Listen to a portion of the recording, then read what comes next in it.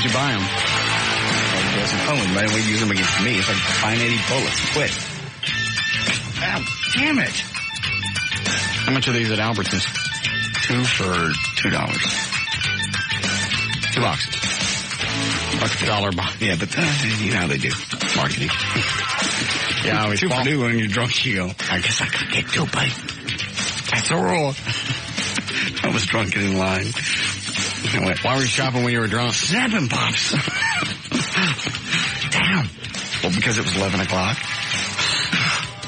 Oh, there you go. Quit. Damn, I wish Cindy Coyle was still alive. Not just for this, but well, mostly for this. This used to scare the hell out of her. Poppers. These are good ones. Yeah. The last batch we got sucked. I was just surprised to see fireworks at Albertsons. These aren't fireworks. They also have fireworks. They're selling like real fireworks. Where? In little packs at Albertsons. For like $12, you get like a pack that's like 2 feet tall and about 1.5 feet across. Just little things, some sparklers, fountains, sprays. How are they selling that inside the city limits? I don't know. They're selling. It was in Euless. On Glade Road. Yeah, Glade Road. Now, I've seen some party packs in Albertsons that had little horns and hats and no, these are fireworks. Poppers like those and the little champagne bottle exploder thingies, but yeah, nothing more than nothing that you like. No. I'm telling you, they're there. Oh. That one didn't go off. Coming to work today, my car door blew off. It blew off? Yeah. It did not. Yeah, it's laying on 635 right now. It did not? Yeah, it did. Came off with the hinges. Your car door's on 635. Do you have an open car in the parking lot? Yeah. Driver door came off. Almost fell out. Then it's gorilla reason. Oh, okay. Yeah. There we are. I didn't notice it because of Space Shuttle coming down. Oh, the Space Shuttle in my rearview mirror. And I swear, Mom, every time I bounce on my room's not nice. That's what I feel like we're doing right now. I'm just playing.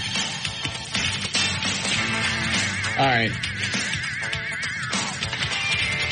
Actually, for a second there, I forgot we were on the air. Seriously? I do that occasionally. All right. Let's see. Let's look at the rundown for today. It's Thursday, June 20th. There you go. I have, yeah. Okay. Yeah, there's the rundown. All right. We have anything to get to before we get started? Dan, are your new headphones okay?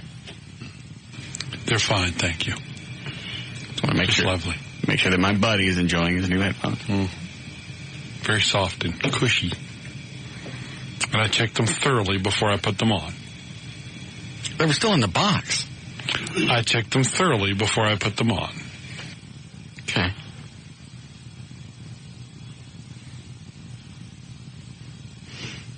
Somebody's on the hot.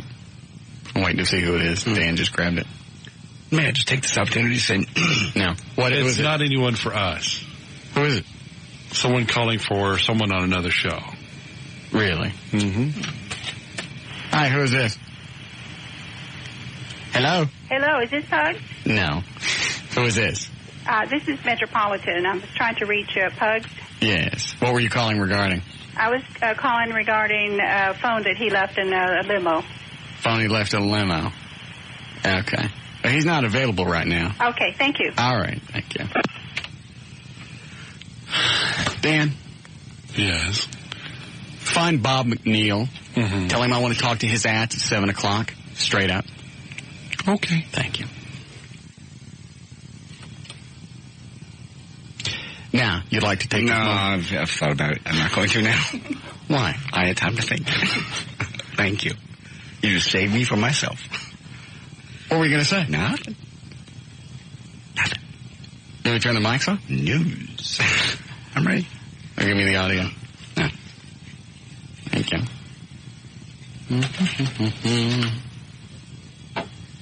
I'll turn the mics off. Tell me.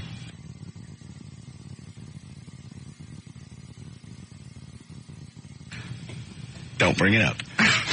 Well, don't tell me. You said it too fast. I missed it. Totally made it up.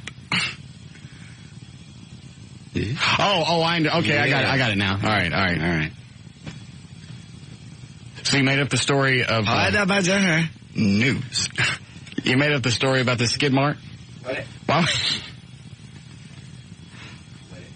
is somebody not talking to you because you told us that totally she made that up just to be part of the storyline? I made. Joy's not talking to you now, right? Totally made that story up. She looked agree. No, nothing happened. Nothing happened. I made that up just to be part of the bit. No, you seem pretty... I made it up. That's because I'm a good actor. Can I do news? It's almost the weekend. Can I do news? Why is she mad? Please do news. We don't know her last name. Nobody knows her from anybody. I know. This could be a fictitious girlfriend. She get mad when you get home? About to be. Quit it. She get mad when you get home? Quit. No, I made up a story just to be part of the thing. Okay, fine. And I regretted it. And I'm sorry. Desperately trying to save that weekend. This weekend. I just made up a story, and that was not true, and I apologize. I apologize to you and to Eddie and to Dan, too. What do you apologize for? Because I lied. I was on the air and I lied. That's true.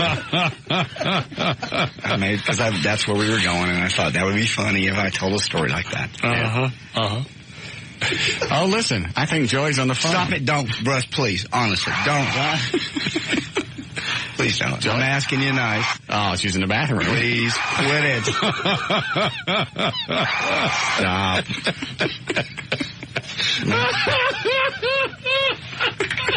I made up the story. Shut up. I can't breathe. Where's the shoe polish? Hello, Joy. Quit it. I don't unplug that damn thing. Quit it. I have the plugs. I can unplug it. Nothing happened. All right, really. I'm asking you guys now. Quit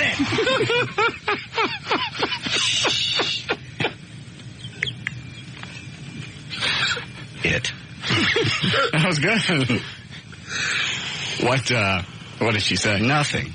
Well, obviously you're fussing up for a reason. All right, so you did lie. I apologize. I made up a lie just because I thought it would be funny to go along with the story. So why are you apologizing to us? Why not just not say anything? It hurt somebody's feelings, and I want to apologize.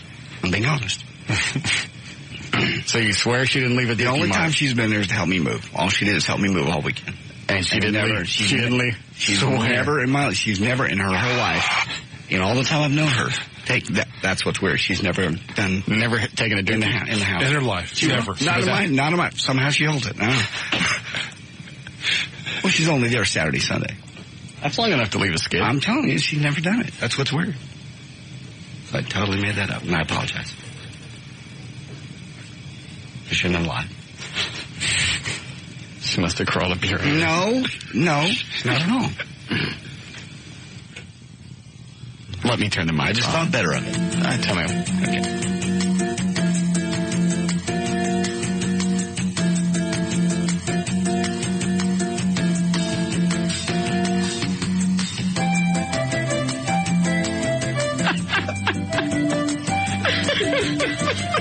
So the answer is no. She hasn't said a word about it. I just thought... Or anything else. Last night when Dan said something in the office. How mad is she? Nobody's mad. Let's just say it's real. Nobody's mad. I mean, let's just say you really did make it up and nobody's mad. Nobody's mad. I just thought better of it. Why would you bring it up if nobody's mad? Because I feel that I dishonored the show by making something up. I feel like I lied to you guys, and I don't think that's the right thing to do. Do you need it that bad this weekend? I'm moving this weekend. Possibly to Tennessee.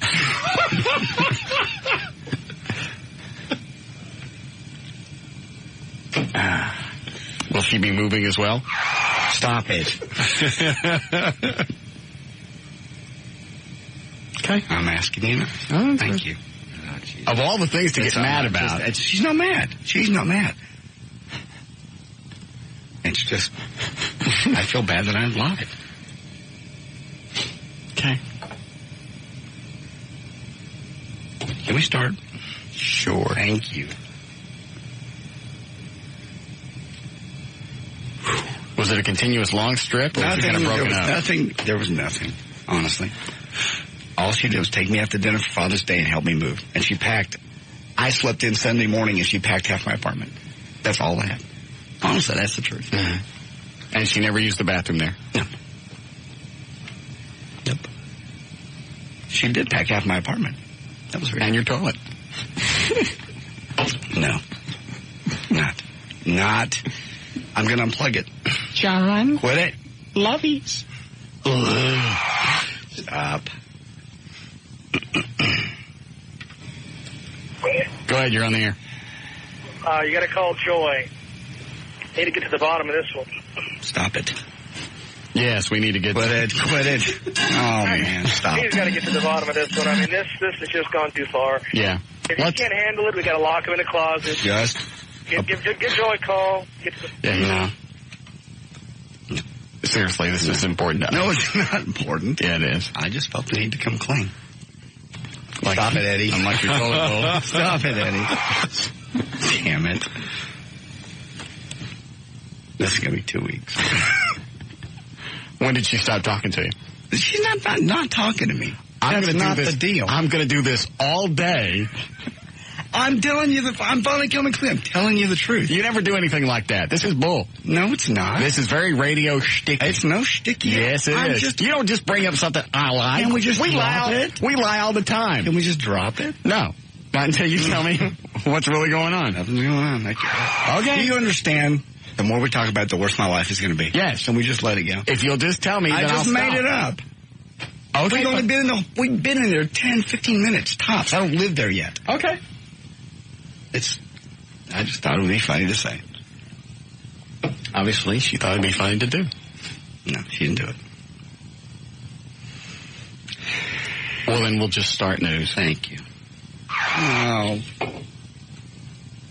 We need a break before we do news? Yeah, we can do short. All right. We're going to do a short break right here.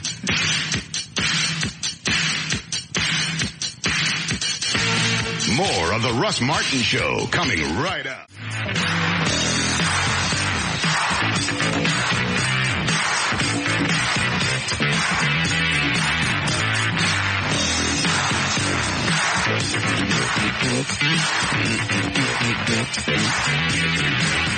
You know this song? No. Burn Rubber. Good. Nice song. Ready for news? Sure. Good. Do you think you'll really break up over this? Stop. Quit. I'm asking you nicely. Quit.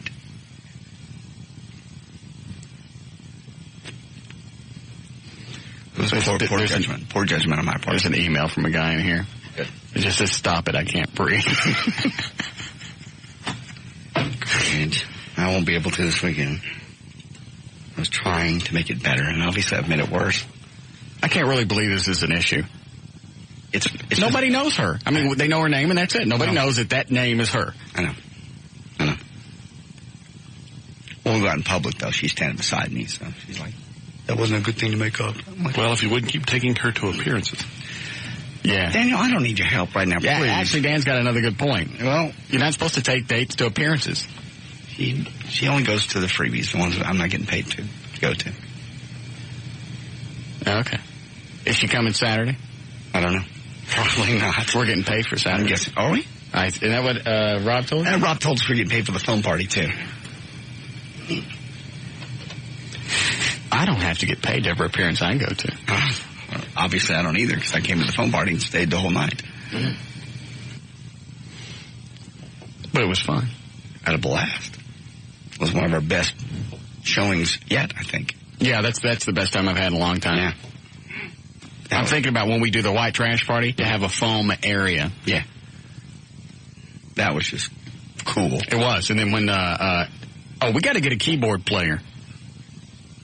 I just remembered because Brumley was supposed to play Saturday and Dan won't do it because he says he didn't have time to learn the songs. So we got to get a keyboard player like by now. Yeah. Because I asked Everett. Yeah, I asked Everett last night. You know how quick he is to jump on stuff. We knew last week when Al was going in for brain surgery that he was going to be out for the party. So I asked him last night, well, Heather, the drummer, called somebody she knows that used to have a keyboard. Oh, and they call back? We haven't heard anything. Oh, whenever the concert is Saturday, we still have to practice a couple more times so I get the other 2 songs down. Can he really play? He can play. Bob Hinkey? Yes. The engineer? Yes. I think he can play by just hearing something. He can repeat it. Well, that's the way Everett plays. Everett can't read music. That would be funny. Yeah. How old is Bob? Mid-50s? Yeah, mid-50s. His wife's not going to let him out to go practice. He's busy right now building a studio. Yeah, that's right. We're doing the move this weekend. He's not going to have a chance to do that. How many songs they have to learn? We get The Long Way to the Top, the new one. That's it. Just 2 songs. Did you go to the new studio last night? Mm-hmm. Is it ready? A couple other things. But yeah, it'll be ready Monday when we get in there. I'll probably go in there sometime over the weekend. Probably Sundays and Saturday. What? Oh, I know what you're laughing at. Sorry. I'll probably go in over the weekend and double check everything. Okay. We can't say that one on the I know that. I know. All right. You ready for news? If you'd like. Okay.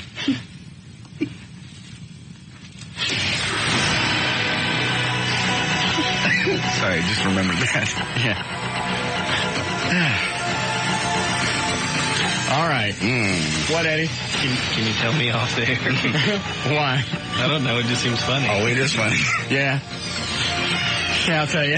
Go ahead and turn the mics on real quick, Kelly. Yeah. That's good. Yeah. Reload the news thing. That's a good one. You people listening, you're absolutely out on this one, because I'm never telling you this one. Dan, if you want to hear this, you're going to have to come in here. Here come, bud. Like that? Okay.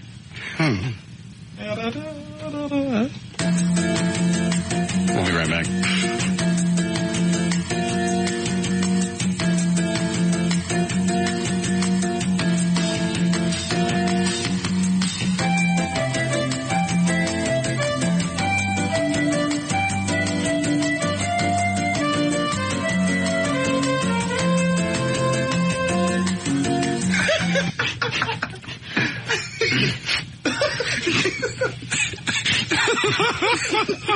You didn't. 341, J.D. Ryan's on the new 105.3 FM Talk with news.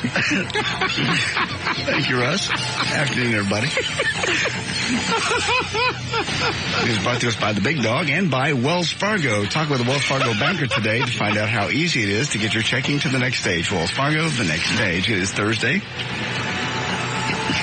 June 20th. Birthdays today. Nicole Kidman's 35. John Taylor from Duran Duran turned 42 today. John Goodman is 50. Lionel Richie, still alive, 53. Bob Vila is 56. Brian Wilson of the Beach Boys turned 60 today. And Martin Landau is 71. A rush hour drive in Los Angeles averages 136 hours a year sitting in traffic, and those in San Francisco and Washington fare a little better, says a private study that puts the national cost at $68 billion a year in wasted gas and time. But an average urban motorist in 2000 spent 62 hours sitting in traffic. That's 2.5 days compared with 16 hours in 1982. Dallas-Fort Worth traffic, boy, if you know every single highway, this town is under construction. 74 hours a year you spend in traffic in Dallas-Fort Worth. My math came up that I spent more time in traffic because I figured 20 minutes a day. Yeah. Twice. 20 to get here, 20 to get back. Right. So it's 40 minutes a day. Times 5. Times 5 is 200 minutes a week. 40 times 5 is 200. 200 minutes, right? Times 50 a year. Well, about 50. Mm-hmm. So how many minutes is that, Eddie? I mean, I figured it out. It came out to be like 3.5 weeks I'm on the road. 10,000 minutes. All right, then you divide that by what, 60? 60 TV hours. 74 hours. Mine came out to be more than that. Every freaking highway I get on is under construction. 635, 161. 2 weeks at 200 minutes. Yeah. It's 10,000. I guess. Okay. Divide that by 60. I mean, 100,000. I'm sorry. I did my comma wrong. 100,000. Go ahead while Eddie's doing his math. Okay. Dallas-Fort Worth, as far as the worst traffic in the country, we're number 21. That's not bad for being the 6th largest. Well, yeah, we're the 6th largest market. That includes Dallas-Fort Worth. What are we like, the 8th largest city? I think it's 6 now. Just market size. Oh, Dallas? I don't know Dallas. I know the Dallas-Fort Worth area is number 6. Yes, I understand that. Dallas, I don't know. I know we're top 10, so that's not bad. I mean, the fact we've got that many people and we're only 21st on the list. It's just, who made the decision to work on every single highway at the same time? It's just like, it's just poor planning, I guess. I mean, from the day that they built those highways, the stuff that they're building now is going to be obsolete by the time it's done. I mean, Central was the biggest joke forever. It's done. Now every single other road is in construction. Yeah, that it feeds into. How many hours, Eddie? About 1,700 hours. That can't be. No, that can't be right. 1,700 hours. See, I told you, something like 3 weeks. It says 74 hours, but whatever. Well, I mean, think about it. 20 minutes to 40 minutes a day. Right, 40 a day. Okay. And that's short, really. Mine's an hour a day. Is it really? Yeah, 30 each way. Oh, okay. Is the math right? Yeah, I was just thinking mine's an hour each way. This is 2 hours and getting ready to be an hour and a half each way. Is it really another 30 minutes to the studio from you? Yeah, and that's if the traffic's flowing good. I mean, like today I hit 6:35 and it took me a little more than an hour to get here. Are you ever thinking about moving? Nah, I just get away with too much stuff out there. Yeah, especially with Eddie Wrestland in your backyard. Yeah, you never move. Yeah, you can't. A divided Supreme Court reversed course today and ruled that executing mentally retarded people is unconstitutionally cruel, giving scores of inmates on death row the possibility of a reprieve. Let's get the live. The most immediate effect of the ruling will be the 20 states that allow execution of retarded people. Dozens or perhaps hundreds of inmates in those states will likely now argue that they are retarded. Everybody. I'm retarded. You weren't yesterday, but I'm retarded now. You bump your head? I'm in prison. And that their sentences... I'm in prison? No, why? Leaving skid marks. And that their sentences should be converted to life in prison. The ruling was 63. Sometimes here in prison we play hide and go seek and everybody gets in my ass. It's just everybody's going to pretend they're tardos. We are retarded. No, you're not. We don't need to die. No, you're not.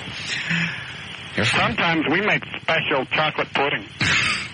They're in prison, you do? Yes. Really? And we take the milk and the mix. Yes. And then we mix it up and we stick it in the fridge. That's nice. Yeah. Very special. It's special because somebody's banging me in the ass while I'm making it. I got you. This is Henry guy, right? Yeah. What? This John Paul Henry? I guess. Yeah. I forget. This bit's dying really quick.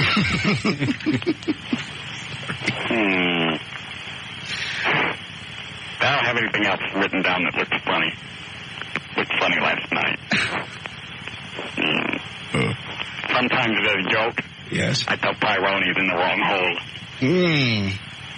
They only have one, so I gotta go. Live from Death Row. What are you looking at, Dan? Not every bit's a winner. I didn't say a word. I can see it in your face. Dan's going, ha, ha, ha. Living there with your sucky ass bit. You just wonder how many of them are going to come back now and go, ooh, tired. You know they are. If I was on death row, you would. Well, I know, it's hard. But some people aren't going to get killed because of this. I can't believe the Supreme Court. Well, they already have a history. It's not like somebody can immediately go, hey, I'm retarded. I mean, I'm retarded. You can't just snap into retardation. But that Penry dude will get off on this. I don't know. The way that act was perpetrated, that says he wasn't retarded. He knew. I see what they're saying. If you're retarded, like with any other legal case, it's the intent. Well, if you're retarded, you don't know what you're doing. Right. And for some reason, that's always, what was the intent? Like the lying in wait and all the other stuff with Robert Blake. All that throws me off. But I get the idea with the retards. If you're retarded, then you really don't know what you're doing. This guy did a lot of stuff and tried to cover it up, indicating he knew what he did was wrong. And he knew it was wrong. Mm-hmm. Otherwise, you wouldn't cover it up. Immediately, yeah. Not really on the road 3 weeks a year. No. That can't be right, because that's a short commute. No. An hour a day, even if it's an hour a day. Would be 360 hours a week, a month, a year. 360. We're not 360, though. It's about less than that. Being stupid sucks, doesn't it? That's kind of, yeah. What's 5 times 50? Because you're sitting there 250 hours. 250 hours. Yeah? Divide that by 60. You know, it's funny. We're trying to do the math, and I'm thinking, this is really easy math. My brain's going to kick in any second. I don't care. 250 hours a year. Divide that by something or other, and you come up with the hours. On September 10th, U.S. intelligence officials intercepted 2 messages from the Al-Qaeda operatives indicating that, quote, tomorrow is the day, and, quote, the match begins tomorrow, but the communications were not translated for 2 days. The communications, apparently phone calls in Arabic between Al-Qaeda operatives, were intercepted by the National Security Agency, but they were not translated until September the 12th, prompting new questions on Capitol Hill about whether the U.S. intelligence community missed yet another warning. Of course we did. Well, but what are you going to do with that information? Well, yeah, and how many a day do they get? And Right. Oh, it's easy to go back, but that's the stupidest thing about all of this is right now we're paranoid about everything. Mm-hmm.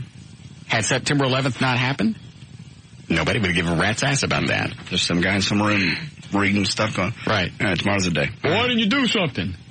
Well, it's easy to say now. Yeah, you're a genius now. No lottery tickets correctly matched all 6 numbers drawn yesterday for the twice-weekly lotto game. The ticket was worth an estimated $50 million. Everybody will be buying tickets Saturday night. It's worth $68 million.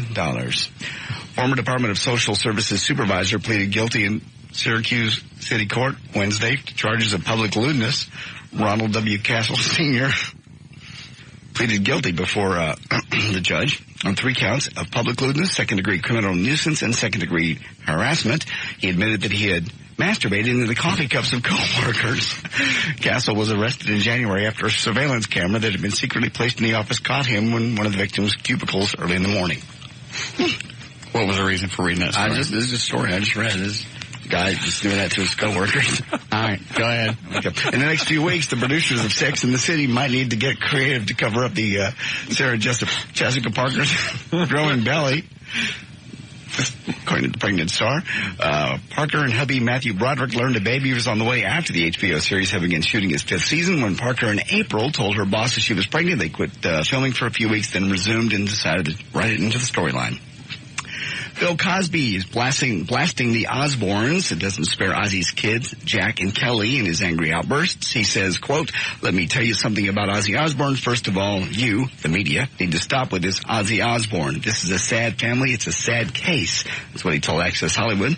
The children are sad. The parents are sad. This is not entertainment. A spokesperson for the Osbourne family says, I'm not surprised. There's another celebrity jumping on the Osbourne's bandwagon to get publicity for themselves. And I give you the audio. What happened? Eddie's still trying to do the math on that. What did it come out to? It's right at a week a year that you spend on the road.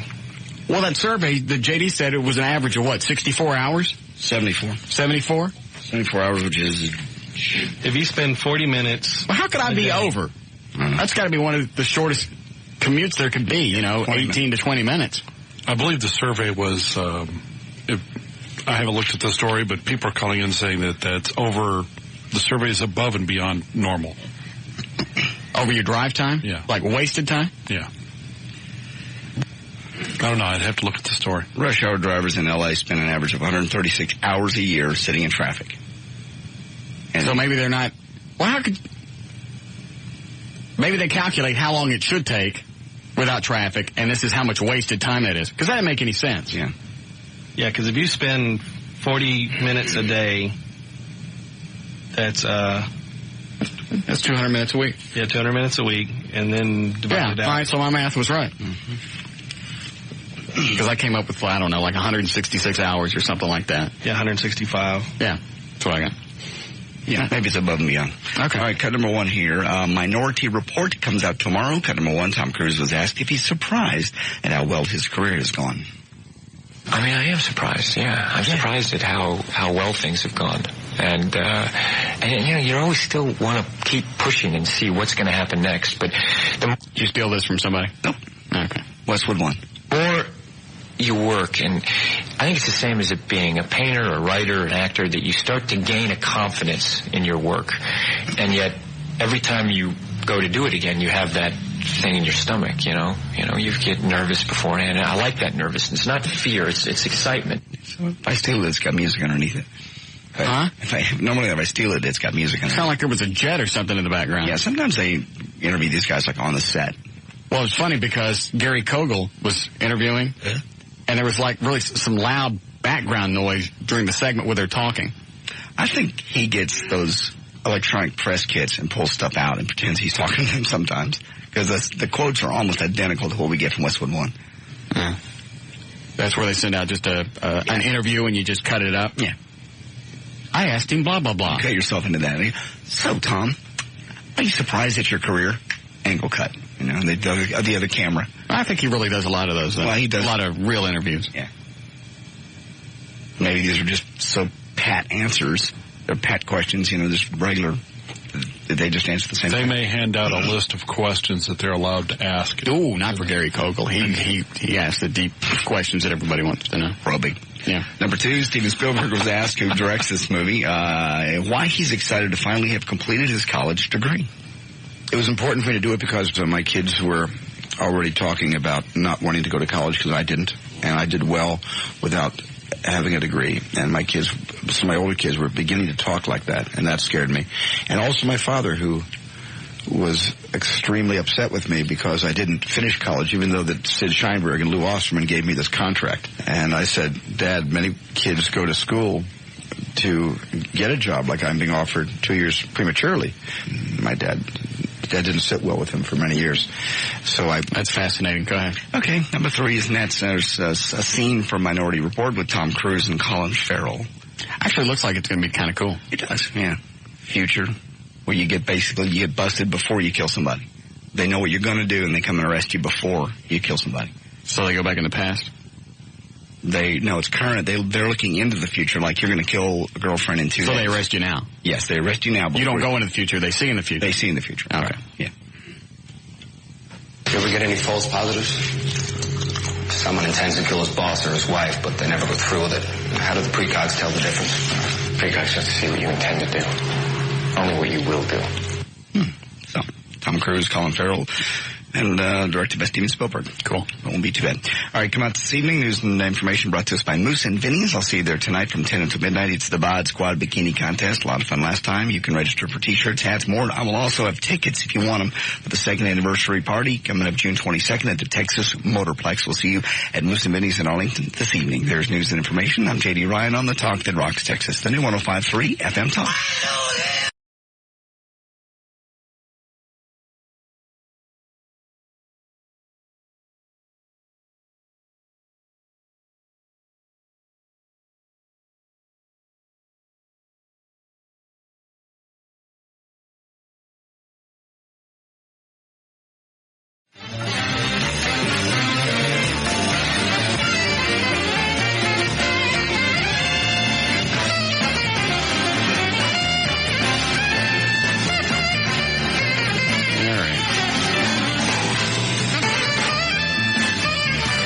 Thank you, Tommy Newsom. All right, 403, check on traffic. Jonathan Dodge at the controls of the new 105.3 FM Talks. White Lightning. Live, thank you, Russell. This report brought to you by Fowler Toyota and Adventica Restaurant. And Arlington northbound, 360 at Abram. There's an accident in the median that's causing people to slow down and take a look. Westbound, 930 East Earl Thornton 2nd Avenue. There's a stalled vehicle blocking the left lane, causing a minor delay. And on the Dallas Tollway northbound and southbound, there's a Parker Toll Plaza. The 2 left lanes are going to be closed the rest of the day. That's going to cause a bit of a problem during rush hour through tomorrow morning. This report brought to you by Cuervo and Boston Market. Now get any one of 5 delicious Boston Market meals for just $5.49. Try the quarter white chicken with 2 sides or the Oriental grilled chicken salad each. Just $5.49. Boston Market. slow down. That's traffic. I'm Jonathan Dodge. And the new 105.3 FM's White Lightning. All right, thank you, Jonathan. Fair mild tonight, 71 for the overnight low. Same thing for tomorrow. 90 should be the high with some late afternoon showers and clear enough for Saturday in the big party. 89 degrees currently at the Talk that Rocks Texas, the new 105.3 FM Talk. I see something gross. Sure.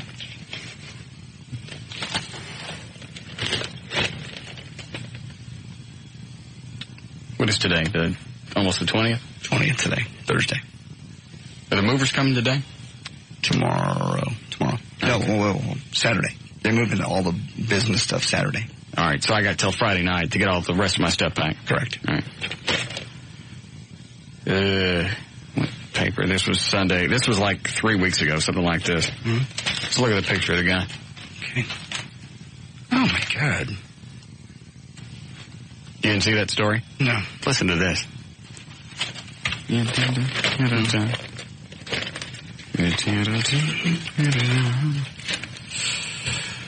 This was, let's see. I'm trying to figure out where to pick this up. That's a cop who was on a traffic stop. Okay. And somebody ran into the back. He was sitting at a red light. This happened in Phoenix. At a red light, emergency lights on, when another car rear-ended his car and exploded. Okay. Here's the reason I hung on to this, because it's like, if this had happened to me, I wouldn't have felt lucky that I was still alive. Yeah. He's quite disfigured. Yeah. It says the fire department crew, the first fire department crew to arrive, had been on another call nearby. They had to break the car window to get officer, I don't know how to say his last name, it looks like Sketchterly. They had to cut his seatbelt off and pulled him out of the window. When they pushed him onto a gurney, a piece of his skin peeled off his arm. Captain Michael Orr remembers thinking, I'm not sure if we did this guy a favor. The doctors at Arizona Burn Center weren't too sure either. They'd never seen anything like this. The burns had consumed the skin, tissue, and fat in the officer's head, face, and neck. Jesus. His forehead was scorched right through to the skull. His hands were seared down to the tendons. He had suffered 4th-degree burns, as severe as they get. I didn't even think there was a 4th degree. I thought 3rd degree was as bad as it gets. 3rd-degree burns sear through every skin layer. Yes. 4th-degree burns go further, eating through other tissue and fat. Oh, God. I just think at that point, I thought you were dead. Yeah. Because your skin can't breathe anymore. Oh, that's terrible. Dr. Daniel Caruso, chief of the center, remembers that he was surprised the patient was still alive. If a person's whole head is burned, the airway usually gets clogged with smoke. It's well shut, and he's gone. Yeah. There's something else in here that was spooky. I missed the first part of it. Who was this that it happened to? Cop got rear-ended. It was just a traffic stop. Mm-hmm. And somebody, I don't know what it is about cop cars that just make people want to smack into the back of them. You see that all the time. People just driving along. There's a cop car halfway into the road because, when they do a traffic stop, normally the car's on the far right, and they block part of both lanes. Mm-hmm. So he's got maneuverability in front of his car. Lights, flashing stuff. Mm-hmm. How do you not see that? Yeah, normally you look a mile ahead, you see lights flashing. It gets your attention. It's almost like a stinking moth. Right. The immediate need was to remove the burned tissue, or the officer would die of infection. But when the doctors started removing the layers of skin, they only found dead tissue. They said, what are we doing here? We're about to take this guy's face off. It took 4 hours to excise the skin and other dead tissue from his face, head, and neck. Gone were his eyelids, eyebrows, most of the nose, ears. He had no cheeks or forehead, no skin whatsoever. There he is lying with his kids in that picture. Yeah. Just like, hey. And he's still alive. He's still alive, and he's out on some kind of, he works like as a public information officer. That's incredible. And it just made me think. I think the reason I hung on to this, it was just one of those things, I very seldom, when I read a news story, I get like a paragraph in and went, okay, I'm out. Yeah. You get the gist of it. Look, nice color picture. I even read the byline. And I feel like I've pretty much consumed all the information that story's going to offer me. Yeah. But this was one of the few I actually read to the end. I'm thinking, I don't think I would want to be alive. You want to live, yeah. You know, I mean, even though they can make him mobile again and do whatever, do the best they can with plastic surgery. How long did that happen, does it say? Let's see. You just wonder what the recovery time is. The night of March 26, 2001. A little over a year. That was not that long ago for him to be looking like that. Shortly after 11 p.m., just 2 hours until the end of his shift, he and his wife had a date. In fact, he'd been flirting with her on the cell phone. When the call came over his police radio, he had to go. Then it talks about him setting blah, blah, blah, and then somebody rear-ended and exploded. Damn. I mean, does it matter if you got kids? If you want to stay alive? Yeah. That's a huge part of it. I mean, even this bad? Yeah. I mean, I hate to get morbid, but I don't hang on to news stories, but this just wigged me out. Yeah. Well, the kid thing adds a lot to it. Yeah, quite a bit. I mean, it's just something that's inherent that you have to see them grow up and have to see them become something. I mean, you don't want to leave them fatherless, yeah. Yeah. And then you worry about what kind of dad are they going to end up with, if they end up with one at all, and stuff like that. Parents think about that stuff all the time. Yeah. I mean, the first thing I would think, because obviously, the good stuff's burn off. And that would be the first thing. Oh, yeah, that's good. And I'm not saying it to be cute, but really, that puppy's gone. Yes. Yeah, but you can live without that. No, I can't. Sure you can. Everything I do is driven by that. It really is. Well, you don't have kids. If you had children, a big part of your existence is driven by them. It really is. Sure. What is it, Walker? Yeah, I was going to tell you about why people are attracted to cop cars. Most of the time, it's because they're drunk, and whatever they're looking at, that's where their car goes. That's why they rear-end people. That's why they hit stoplights and stuff like that. It's just they go where they're looking. Yeah, I've heard of that before, too, where it's like they'll use the car in front of them to try and maintain their own lane just by watching the taillights in front of you. Right. To do that. Yeah, I've heard that. Yep, I just want to let you know about that. A lot of times, if you can tell you got somebody drunk behind you, so you start weaving just to see if they'll follow your taillights. Well, I try not to do that because they tend to copy down my license plate and tell my chief about it. So. Yeah, okay, all right. Are you coming out for the parade Saturday? Unfortunately, no, I'm not going to be able to. I work for a school over here in Fort Worth, so we don't have access to the vehicles whenever we want. Oh, well, that's too bad. Yeah. All right. Appreciate it. Thank you very much for all you do for the police. You're more than welcome. Thank you. Appreciate it. All right. See if there was any other pictures of this guy. This was, if you want to go to the Dallas Morning News and look in their archives to read this thing, it was Sunday, June 9th in the Texas and Southwest. I don't know what else to tell you to find it. I mean, the guy says he's lucky. He's glad to be alive. Yeah. This guy's ecstatic. I mean, his hands are jacked. Yeah. Here's another picture.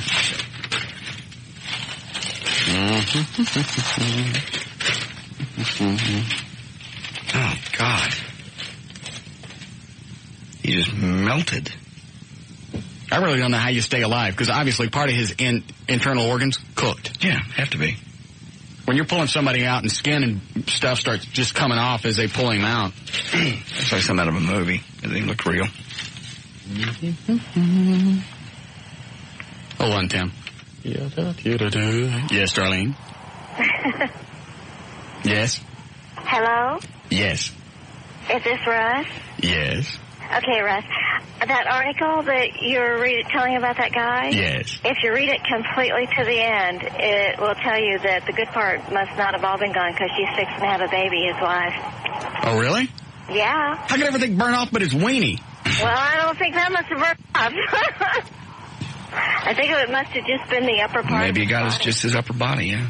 Sorry? Because you're sitting down in the chair. Oh, possibly. All right. Thanks, sweetie. Bye. Right.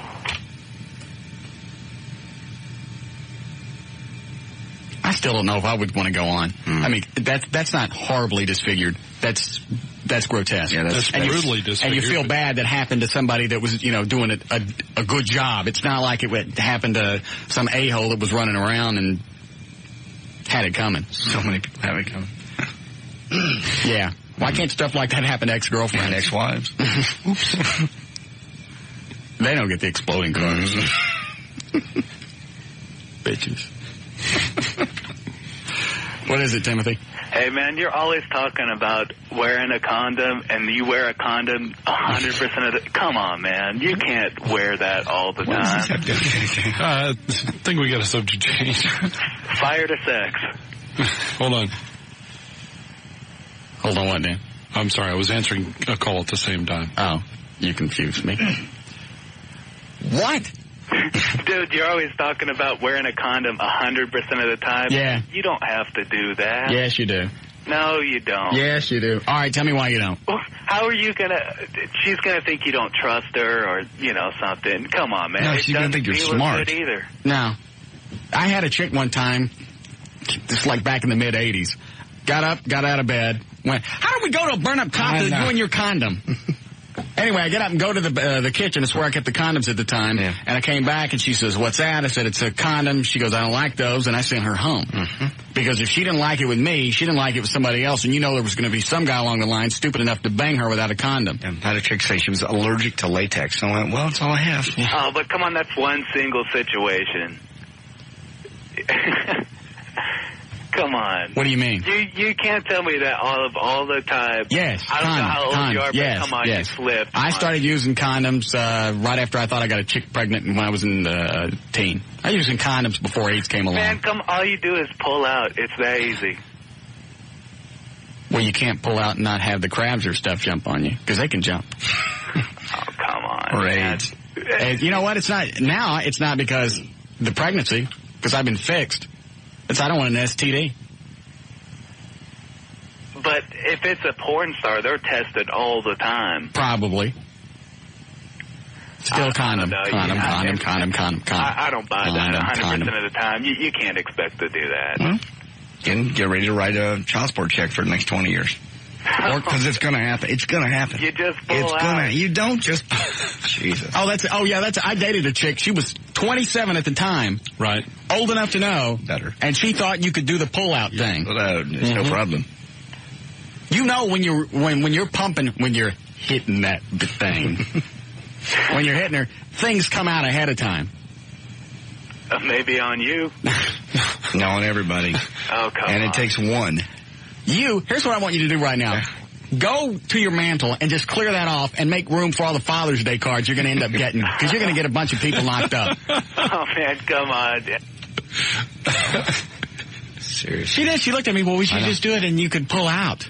Yeah. Pull-out method don't work. It will most of the time, but there's going to come a time when... Well, you're still gooking stuff out there in the beginning. The pre-ejaculate. Dan, don't. I don't. That's what it's called. I don't like you having that.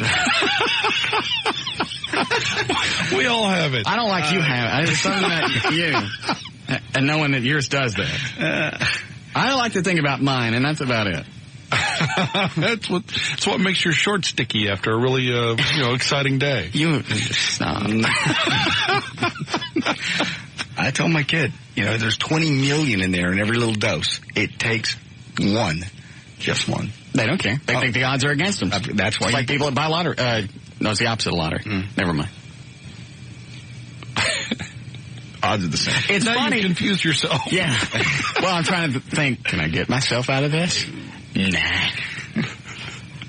But it's funny that thinking, though, is you'll go and bang a chick and you'll go, what are the chances of me getting AIDS or getting her pregnant? Mm-hmm. But you're one of the tardos that'll go out and buy a lottery ticket. Hey, I got just as good a chance as any. Why didn't the same mentality carry over? I got just as good a chance as anybody else getting AIDS from you or getting you knocked up. Because you only think about the good things happening to you, not the bad. And you're right. The odds are almost the same. 1 in 20 million. That's about right.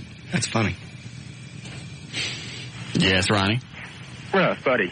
Speaking of condoms, did you give LA a call last night? No. I don't believe I was supposed to. In fact, I believe, Ronnie, what was her last instruction to me yesterday? Never call again. Thank you. So she called you? Yeah. Did she really? Yeah. How many times? Just one. Did you talk to her? No. I was busy. Sounded like she really wants to visit. What'd she say? She go, just please. It was just a short thing. Please call me off the air. That was it. Are you going to? Because now she's changed her final ruling. She's amended it. Oh, that's right. To please call me off the air. So now you can call her off the air. I still like being... I got the number right. I still like being... Well, this would have to be off the air. I can't do it here at the station. We'll do it during the break. I like being forbade. I gotta go, Ronnie. So you're going to follow the rules that you like. Yeah.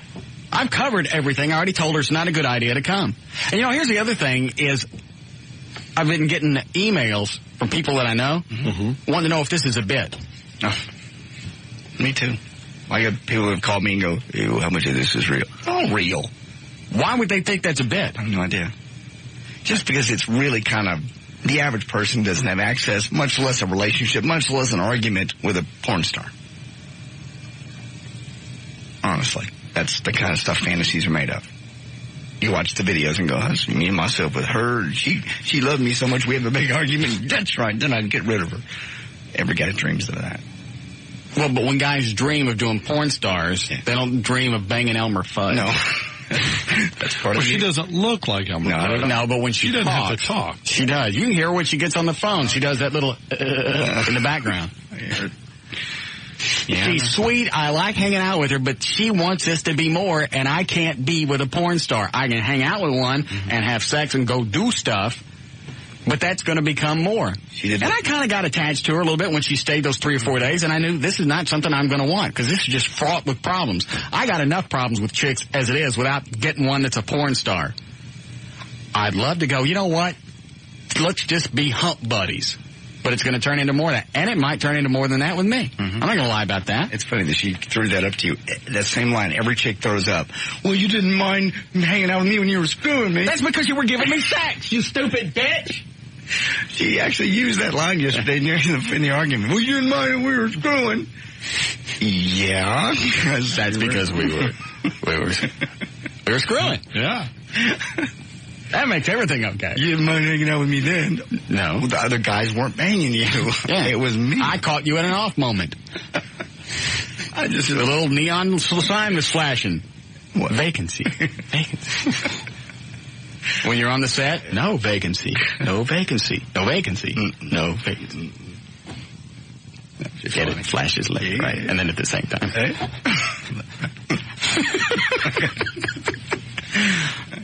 All right, we'll take a quick break. We'll come back.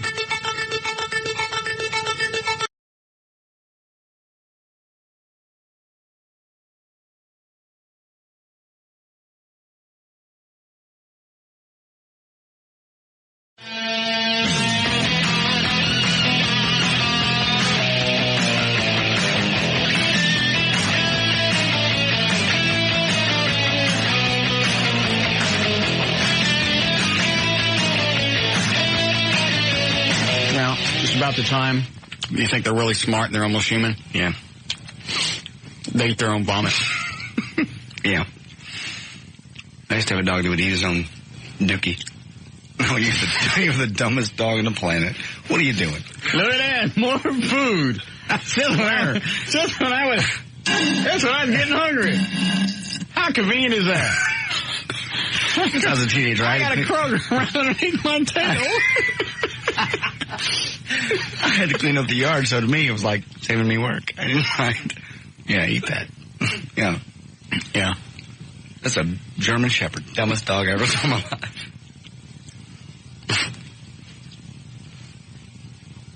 What point was I making? Oh, we were just talking about having dogs and kids and that guy, the cop that burned up. Would you really want to live? Yeah, the dog, I mean, when you're in that condition, though, you really don't get the call. I mean, you're laying there and they're going to say their deal is to save you. You know, the only option is if the doctor walks in like midnight. Says, all right, here's the deal. I know you burned up bad and I know you're in pain. Right. I can flip the switch and I'll walk away.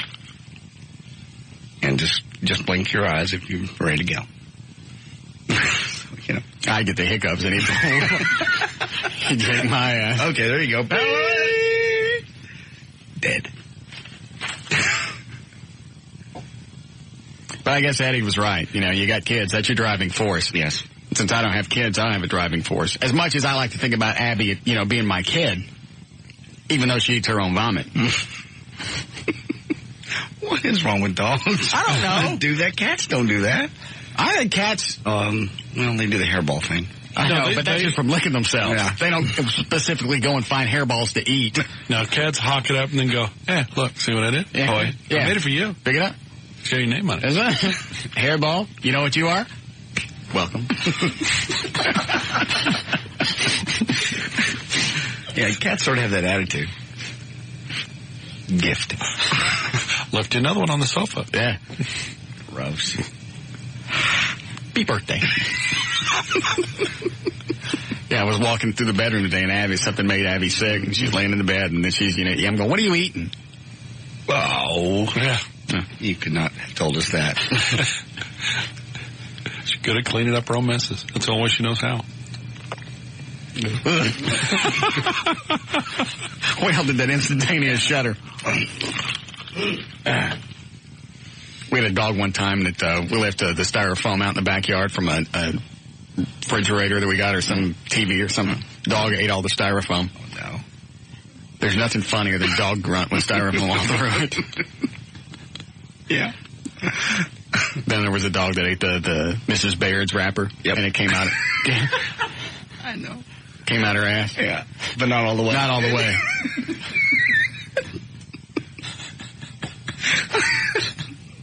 That's funny. You left, is that a new dog? I know we've had him a long time. Why? You left the tag on. Tag's still hanging up. Government says you can't take those off.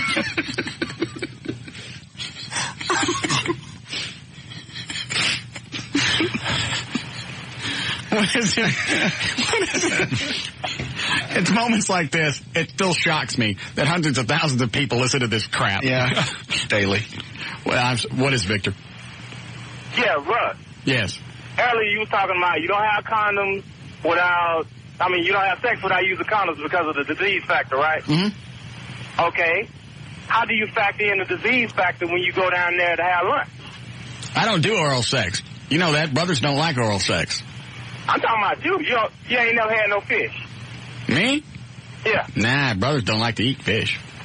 We ain't talking about me. We talking about you. I'm a brother. Do you? Okay. Well, do you eat the fish? Of course. You do not. I'm a white boy. You do not. Man, please. I get down with my. But okay, what about the female? Do you wear a condom when you're having duck sick? Nice cover on that one. Yes, I wear condoms all the time. No, I don't. Even when you have a duck. No, I don't. I'm guilty.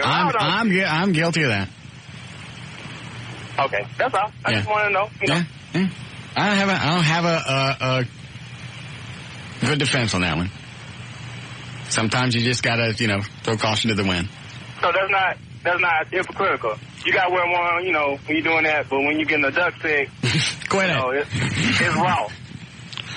I didn't say any of it was wrong. I said it's stupid when you're banging a chick and you think that just by pulling out it's gonna keep from getting them pregnant.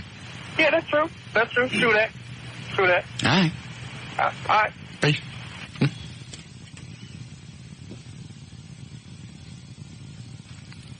What are we talking about? Dogs. Oh, you left the tag on? Yeah, man. Bears wrapper. We used to have a German Shepherd. I don't know what the hell was wrong with him. You put out a whole can of dog food. Yeah. He put it in his mouth, take it in the back, bury it. And then a couple of days later, you'd see that tard out there digging for it, trying to find where he left it. I don't know. What a goofy animal. All right, you ready to do news? Sure. Eddie, would you load up the news thing for me, please?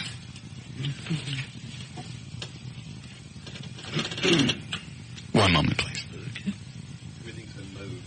Why do they move it? There it is.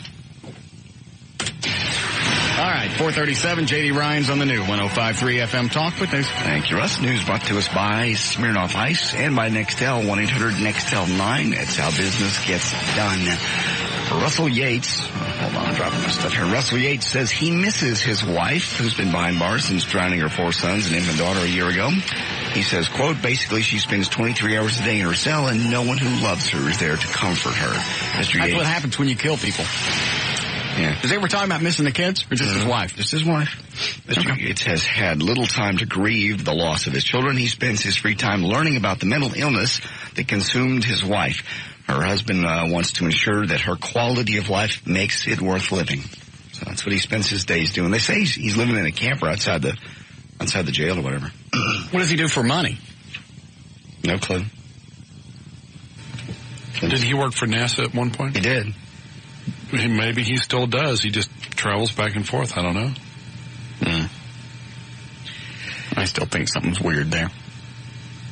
I think I still think they were in collusion in this whole thing, and he's having to show her, all right, I'm going to, and she'll not out and rat him out. Sure. If he goes, he can't go off and marry. He can't go off and do anything. He's got to be the most loving person on the planet until the disposition of this case. So he's there to keep an eye on her. Yeah, all she's got to do is point the finger. I think he helped her. That's just me. Go ahead. Okay. A pilot who flew a small plane into the restricted White House airspace, prompting the building's evacuation, made simply an innocent error and will not face federal charges. The pilot changed course to avoid bad weather last night during a twilight trip from Massachusetts to Raleigh, North Carolina. He was escorted by F-16s all the way to the ground in Richmond International Airport. Both pilot and passenger were very cooperative, not placed in custody. Hey, White House. Ain't it pretty? Look, it lit up this time of night. With them two jets. Yeah. Get the people in the backyard. I feel so much better knowing that our government can't stop a Cessna from the White House. Yeah, pretty much. I believe the response time for these F-16s is supposed to be 15 minutes from the point of being notified to the point of, I don't know if they got to be where they're going in 15 minutes or get off the ground in 15 minutes. One of the two. I think but regardless, that's a long time for the White House, isn't it? Yes. Especially since the Cessna had already passed the White House before they got there. Mm-hmm. Well, I can't remember which person it was, but one of the White House aides has been calling for a larger no-fly buffer zone around the White House, especially since a Cessna can get through. Yeah. Guy just lost. But obviously that thing could have been loaded with whatever. Sure. And gone right into the White House. And there's nothing anybody could do to stop them. What, Eddie? Right after September 11th, they started training Secret Service with shoulder-fired ground-to-air missiles. So why didn't they shoot it? Until they perceive a threat. I mean, it's there, and they probably were watching it the whole time, and if it had turned and started to head down, they would have probably blown it or whacked it. Yeah, but until, that actually happened, it's one of those, who are you going to get sued by? Yeah. Hey, you got to make an example out of somebody. That'd been great. It's been great. Well done in the air. All right, the FBI is going to monitor and protect major July 4th parades and festivities as a precaution against the terror attack. The FBI is not reacting to any specific threat or intelligence. Rob asked me today, are you ready for this? Yes. If I wanted security for me at the anniversary party. Well, you've had it before. Why is that? Who's going down there with us? Oh, that's right. Never mind. Yeah, I forgot. 100 cops. That just struck me as funny. Yeah. Go ahead. The FBI is not reacting to any specific threat or intelligence. Interrogation of the detainees at the U.S. Naval Base in Guantanamo Bay. Cuba has revealed a general interest in the day as a possible target. Last thing we heard about the whole Stone Cold Steve Austin fiasco was that they thought it was all real until Vince McMahon was quoted as saying, quote, "This is not a publicity stunt." Now, after seeing Raw on Monday, people are starting to wonder. He got on there talking about Austin's situation. He said, quote, "Thanks for the memories," and he left an open can of Steve Weiser in the middle of the ring, proving that he's not really too upset about it. He may have made a bit out of it, basically, on Raw on Monday. A bit out of what? Just kind of joking about the whole Steve Austin thing. I'm missing. He said, "Thanks for the memories." Did you start in the middle of the story? Uh-oh. Do you know what he's talking about? Not a clue. What's the bit? Basically, if it was that serious, they wouldn't be joking about it. What was serious? Stone Cold Steve Austin beating up his wife. Well, you never said that. Well, I thought, okay. We talked about the Give me the story. Okay. You read it. Of course, saying it's not publicity stunt. It doesn't even mention whacking his wife around. This could have been a storyline in the WWE. Well, he's not in the WWE anymore.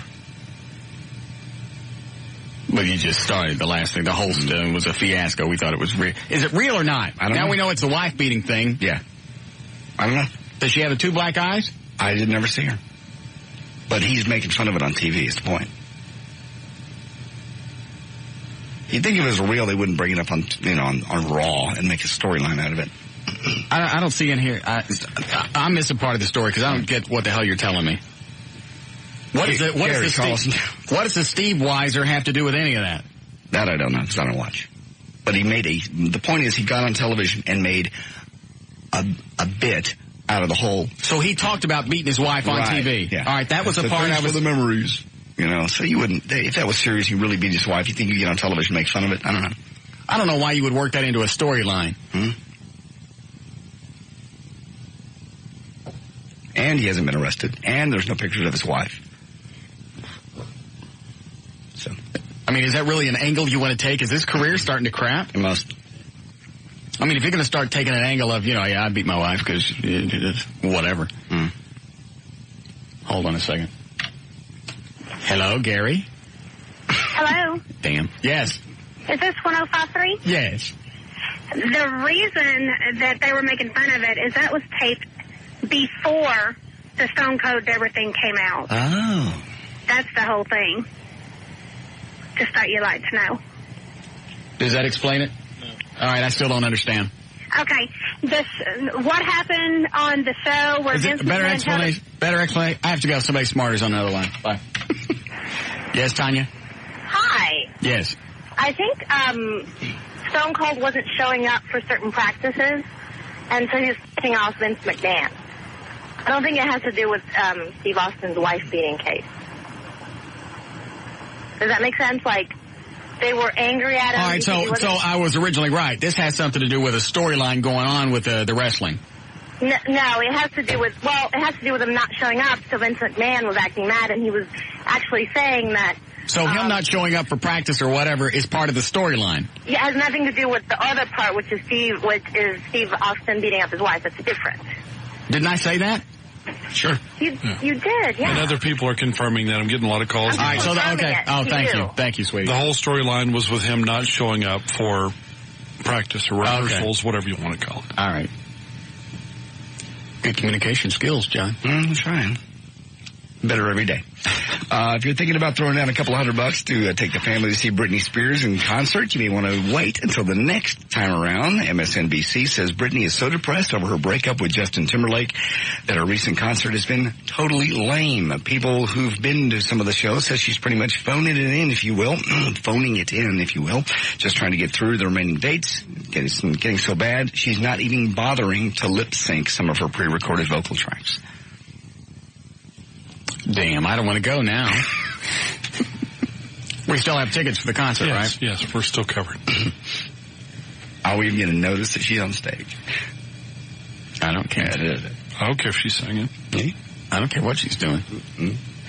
She can be in the back leaving skid marks in the toilet. 56-year-old Emmanuel Rodriguez. I'm going to stand in the crowd with a bunch of teenage girls. Mm-hmm. I'm going to do the babamba. It's so hard. We're mixing two characters. Yeah, I know. I don't care. It's a hodgepodge now. Yes, it is. 56-year-old Emmanuel. I shoot straight into the toilet now. Streamlined. I cut out the middleman. I spending too much money when I shooting into Dixie Dubs. I don't even get up to the toilet, don't mow. I just humps the bed. God, that's disgusting. I can't believe he admitted that he humps the bed, finishes, and it just rolls over. Goes to sleep.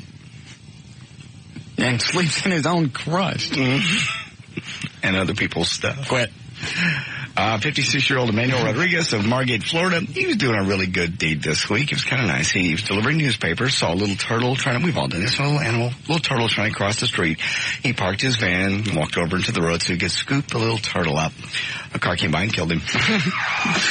The turtle is fine. See you tonight at Moose and Vinny's in Arlington. It's 2301 North. Collins at Brown will have T-shirts. Also, if you don't have your tickets yet, this is one of your last opportunities to get them for the second anniversary party at the Texas Motorplex. By the way, you can get tickets at the event. Okay.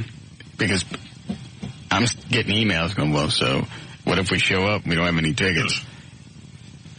we're aware that some people might not have tickets ahead of time, so we've made special arrangements to be able to sell them at the venue. Dopes.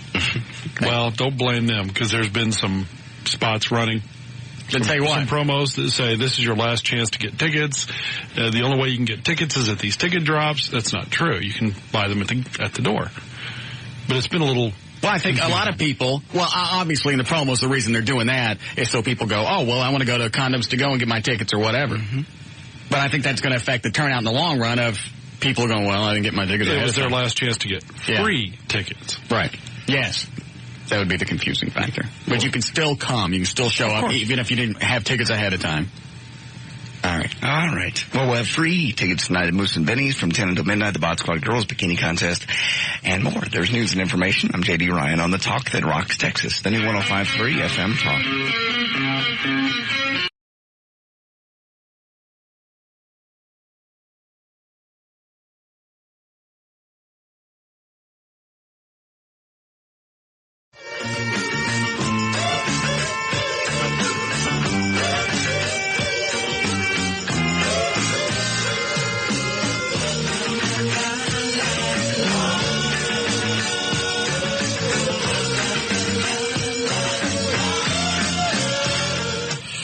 What is it, David? Hey, Rasiah. I just had a little testimony. Hey, you know what? What? I just like to take this moment to say, knock it off with the Rasiah stuff, because that's ooking me out. All right, Dan. Thank you. Well, I just had some testimony for some of these knuckleheads that think the pull-out method might work for them. Mm-hmm. I, for the last 3 days, have been working on court documentation. Just walked out of the Denton County Court to file my pleadings against my ex-wife's attempts over the last 5 years to get more money out of me, because the one and only time on our honeymoon, and she was on the pill, pregnant with twin girls.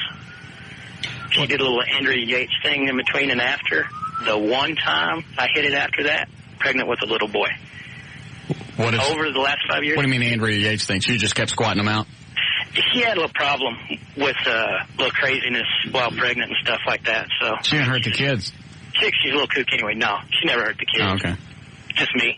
Had me put in jail twice trying to get alimony, and been going through child support forever and a day. So the most rotten crap that you could come up with. Alimony. You got to pay alimony in Texas? Child support. Well, he said alimony. You can't pay alimony if there's a history of domestic violence.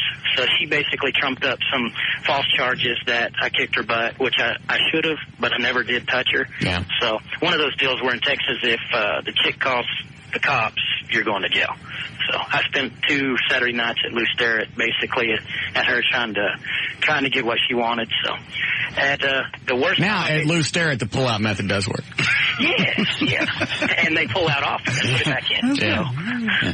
So anyway, some of these crackpots that think that pull-out method doesn't work. Yeah, I think it's the mentality of they think everything that comes out when you're having sex is there at the end and not throughout the whole process. Whatever. Yeah. I can send them a statement of my financial demise as a result of this whole thing and see if it makes it any clearer. And that's another reason the vasectomy, and I was always using the condoms, because even though the chick says, we don't even know. First of all, she said, your wife said she was on the pill, right? Oh, yeah. You don't know that. Unless you watch them every day and stick it down their neck. Mm-hmm. No, and she was clearly, pulling that string, because I don't believe that she was on the pill. She could have been, because she was going through those crazy stresses and stuff, but... Well, some of the other medication she was taking could have nixed the birth control. I gotta go dance as a stupid bitch. It's on line 1. Yes, Stephanie. I'm sorry. I don't mean to be a stupid bitch. That's okay. My husband and I have been married for 8 years, or we've been together for 8 years, and I've never gotten pregnant, ever. And not even once? Not once. Maybe a little? Nope. Matter of fact, though, but just so I can insured, because we really hate kids like you. I mean, I am going to go get a tubal, and he's going to get the big V. Mm-hmm. But, I mean, we've been tested for diseases and everything. Either something's wrong with him or something's wrong with me. I don't know why, but, I mean, pull out, whatever. Well, then he's probably low on the sperm count. Maybe. Or it could be... Well, wait a minute. I'm missing the point you're trying to make. Are you saying you guys do the pull-out thing and you're not getting pregnant? I do pull out, and he... Or don't pull out. It depends what mood I'm in or what mood he's in. if I feel like running to the bathroom and, then somebody's impotent. Getting all that stuff out after that. And all Either that. something's wrong with your eggs, or he's something's wrong with his cranky. Thank God, because I really hate kids. But anyways, it was just a fluke, and we can't explain it. What does this have to do with what we're talking about? Nothing at all. Anything, and so I'm not on the field. I thought she was going to go, well, we do pull out, and I don't get pregnant. Pull out, don't pull out in my eyes and my face, and sometimes I gargle with it. Okay, thank you, sweetie. Bye-bye. Yeah, I was trying to figure out what the link was. It wasn't one. Yeah, if you're having sex that you've been doing it for 8 years, and you're doing it unprotected, and you didn't even get close to getting pregnant, one of you's got a problem. My mother, for the first time, said something about my vasectomy over the weekend. What'd she say? Wasn't that kind of a, big decision? You don't have any kids. I don't have any grandkids. You got Abby. Your brother had kids, all right? No. Oh. Chiggy's dating has kids. Yes. Oh, that's right. That's right. Well, she wants to be a grandma. She can be grandma all she wants. I send her pictures of Abby here. Here's your granddaughter eating her own vomit. Put it on the mantle. I do. I send her pictures of Abby out in the front yard. You know when dogs take a crap? Yeah. They get hunched back and their tails go straight out? Right. Those are the pictures that I take. And, of course, they always look at you when you're standing there. Yeah. So they're all perfectly posed pictures. Here's your granddaughter. Look. She went poopy. She got her tail straight. Yeah. It's a talent. That's awful. Why? Giving those pictures to your mother. She wants grandkids. I wish I'd have thought of it first. What? Sending pictures to your parents? Sending pictures of my dogs to my mom. Oh, they're great pictures. Because there's nothing funnier than watching a dog crap. Except watching one vomit. Yeah. Because they get the oil derrick action going on. So they go, yeah. It's like they got to pump it out. Yeah. Yeah. What's the noise? It's the noise. That's good. Very nice, Daniel. That's very good. The next thing you know, he's licking it up. Look, dinner. It's a good thing because I'm hungry. Perfect timing.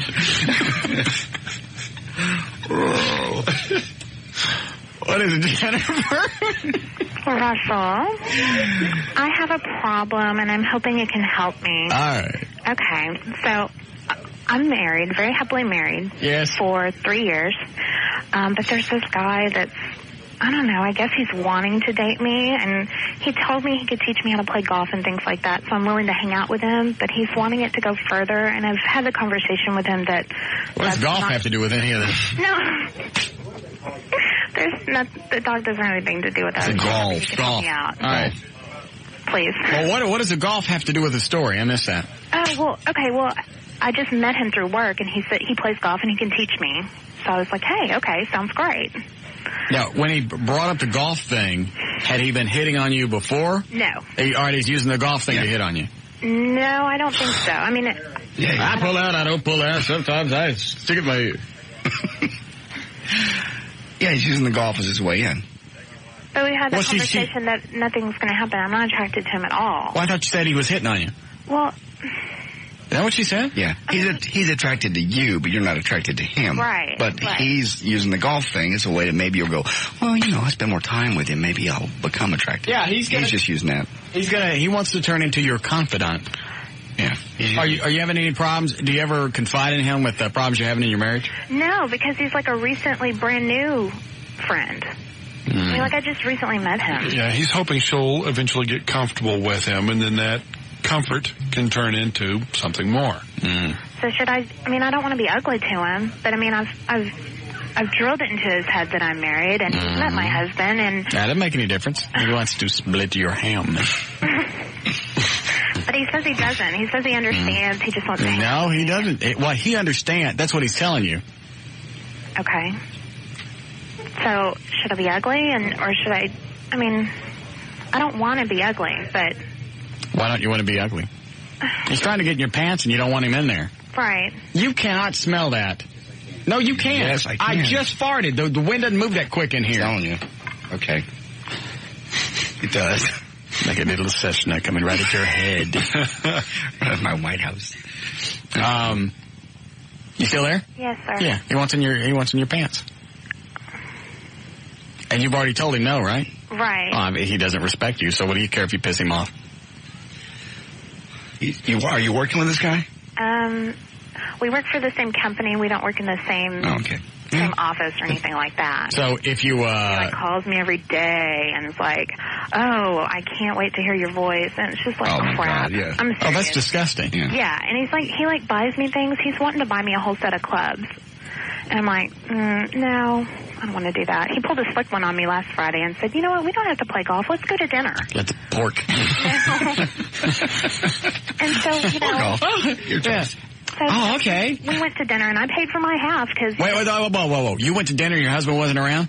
Right. Does your husband know about this? Yes. But, I mean, I paid for my half. Hell, it's not a date. It wasn't supposed to be a date. And so... Well, you can call it whatever you want. He looked at it as a date. He's laying the groundwork to get in your trousers.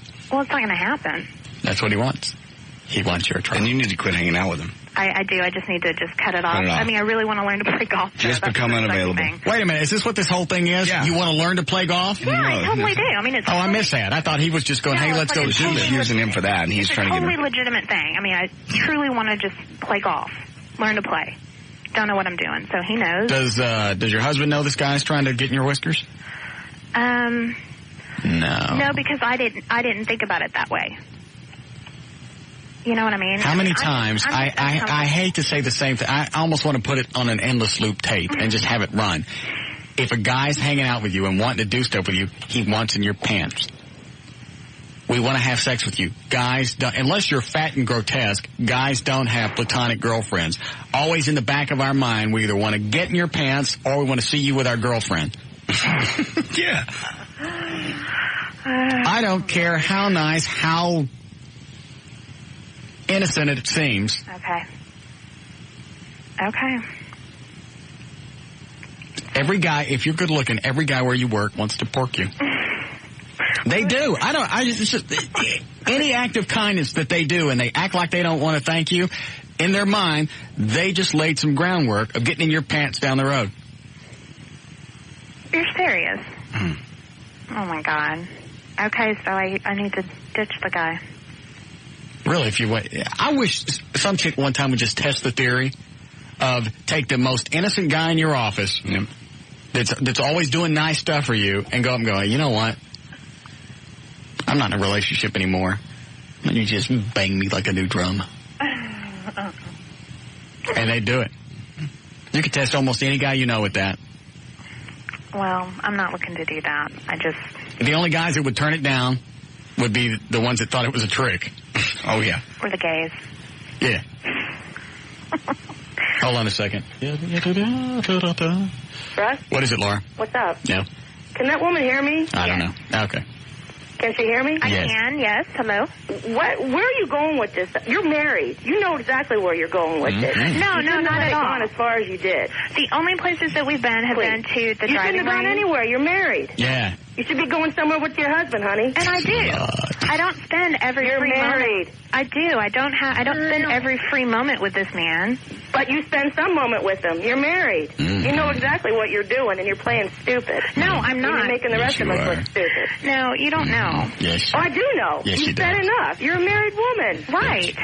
What are you doing going out with some other guy? You know where it's going. Are you listening? Are you listening to the show? My God. I have been listening. Well, I want to learn to play golf. He knows how to play. Go with your husband and learn how to play golf. My husband doesn't like golf. Then go to an instructor. Go to some putt golf or whatever. But why are you going with some dude you work with to learn how to play golf? I had the same moment. Yeah. Maybe they'll fight. Yeah. Maybe they'll get in a fight and they'll end up kissing and their breasts go flying out. She's married. Everybody knows where it's going. She acts like... But you know what? I don't want it to go. I don't want it to go there. Then cut it. Then what you do is you walk up to the dude and say, "Dude, quit asking me out. I'm a married woman. That's the point. I have. Yeah, right. And he says, Here's what you do. Here's what both of you should do right now. I'm Stop. married. Listen. We should all calm down. Take the phones and rub them on our clams. I've already done that. Let's do that right now. No. Let me hear it. No. She calls up, Russell, I have a problem. She doesn't have a problem. She's got some dude, she's married, she's got some dude that wants to get into her pants, and she's acting like she doesn't like it. It would be one thing if I was attracted to this guy, but I'm not. It doesn't matter if I like this other chick. She's a mouthy broad. Hey, man, I'm married. Back off. Leave me alone. Quit asking me out. Quit looking at me. Quit talking to me. I'm married. So Go ask somebody else. So I can't talk to any man at all, ever. You know what I mean. You know what I mean. I mean, you're going for and one... it's crap like this that makes women... that stereotypes and labels women the way they do. Oh, believe me, girl, I can take care of myself. You're a married woman. Yes. Believe me, I can take care of myself. Yes. You're what? All right, I've had enough of you both.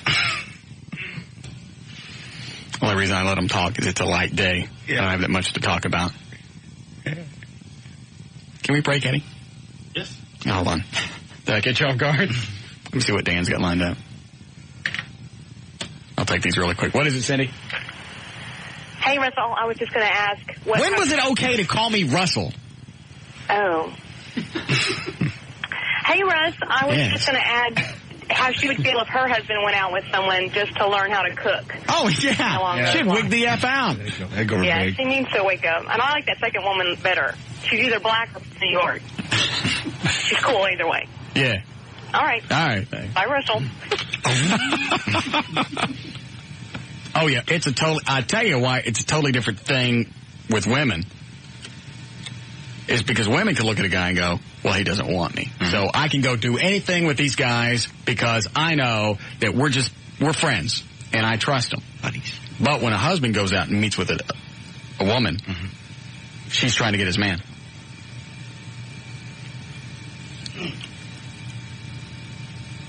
Yes. That's all I have to say. Okay. There's no reason to follow that up. Sometimes you just let the little profound comment just sit there and hang in the air. Right. Hey, Big Worm. Yes? Hey, do you think her husband, he's like, oh, you want to go out with somebody? Go right ahead, honey. You think he doesn't have something on the side himself? If he's turning her loose. She didn't tell him. According to her, she didn't tell him that she's hanging out with this guy. No, she said she went to dinner and he knew about it. Did she say the husband knew? Yeah, the husband knew. So you think, what guy's going to let his wife just go with another woman if he's not doing something on the side? I never thought of that. Yeah, because he gives him a free night to go out and pork. You go take your golf lesson. Yeah, and also, Sydney Steele's coming to town. Talk about that. Who is that? Another porn star, man. I've had it with porn stars. No. Check her out. Is Sydney Steele. Sydney? Steele. Where's she coming to? She's going to the New Fine Arts on next Friday, and then the one on Mockingbird on the 29th. Is that right, Dan? I think so, yeah. Normally they always... Did I already turn her down? Mm-hmm. Oh. You said you were burned out on porn stars. No. I'll take a look at her picture during the break. You're having a bad day. Take it easy, man. All right. What do you mean by that? Nothing at all. Did you really already ask me about her? Twice. Pull up in your studio freeones.com and pull up.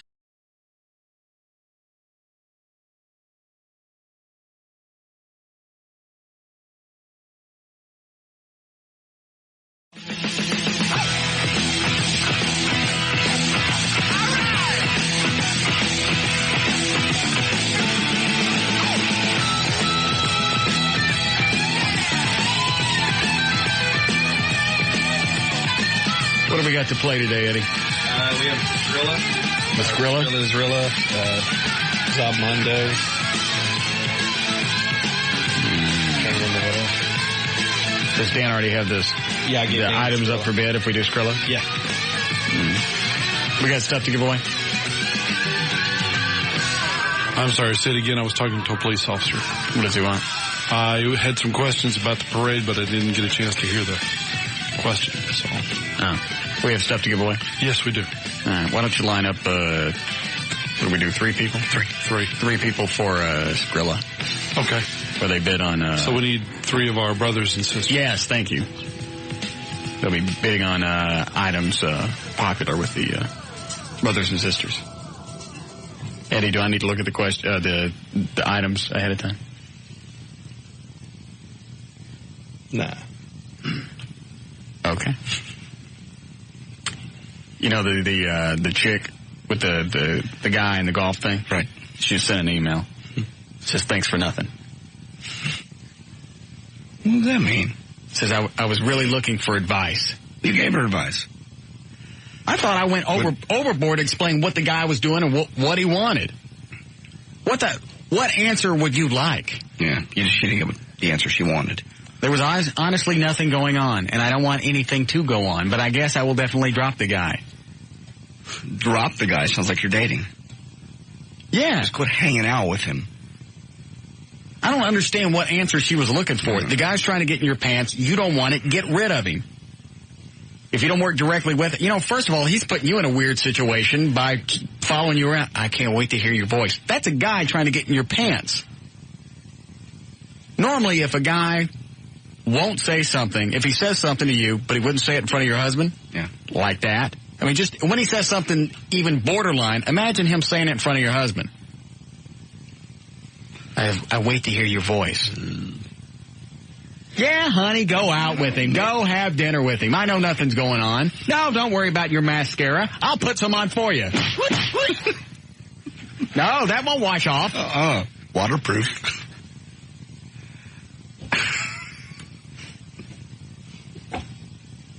What the hell? Maybe she enjoys the attention. Maybe she's hanging around him. A, she's getting free golf lessons. B, she's having a single guy fawn over her, which her husband probably doesn't do anymore. Well, then you know what? That's a symptom of another problem. Right. So actually, Rebecca, what you need to do is delve inside and figure out what you want out of life. Yes, slut. I guess the answer she was looking for was, yeah, it's fine. Mm-hmm. Go hang out with him. There's nothing going on. Nobody thinks any less of you. He don't want anything from you. What about 3? Yes, Denise? Well, I was just telling, what was that, Dan? No, that was Dan. Yes. I was telling him she's not looking for advice. She's doing just like that other girl said, that she's doing this, I just don't know, bull garbage, that is crap. She's looking for acceptance. She wants you to accept what she's doing. She wanted external validation. Exactly, that too. Thank you. Yes. She wanted somebody to go, yeah, it's okay. Exactly. That's exactly what she was wanting. She was wanting the kiss of approval from Russ Martin and say, oh, yeah, sure, whatever you're doing is totally fine. I'm sorry, but all women, even the nutbags, know what they're doing. And, yes, I agree with you, Russ. Every single man cheats. And I don't mean physically, but I do. in their mind as well. And if they could get away with it and that Glamour magazine thing that you guys had going on. Hold on, sweetie. She's back. Hold on. You want to stay on the phone? Yeah, sure. All right, hold on. Sure, Dad. Line 9, Dad? Line 8? Get smaller fingers! I'm sorry, but I held up very clearly this. Do this! This. That looks like 9. That's 4 on each side. It can't be mistaken for anything else. 4 on one side, 4 on the other side. No. That totals 8. But when you got fingers the size of Oldsmobile, then you should be able to see them clearly. Put on your glasses. I can't. And quit bitching. They meld together. Get surgery. Go to Tylock. It's because the thumbs are folded toward you. I don't like the thumbs folded. All right, then. I'll do it this way. There you go. But you should still be able to tell. I don't like that because that looks like you want me. If you turn your hands around like this. Maybe if everything wasn't completely blurred. It's not blurred. I can see you. Put on your glasses or go see Tylock. Do it now. I'm getting pulled over. Really? Let me talk to the cop. For real? I'll get you off. No, you won't. Yeah, I swear to God. Put him on the phone. What city are you in? Weatherford. Yeah, put him on the phone.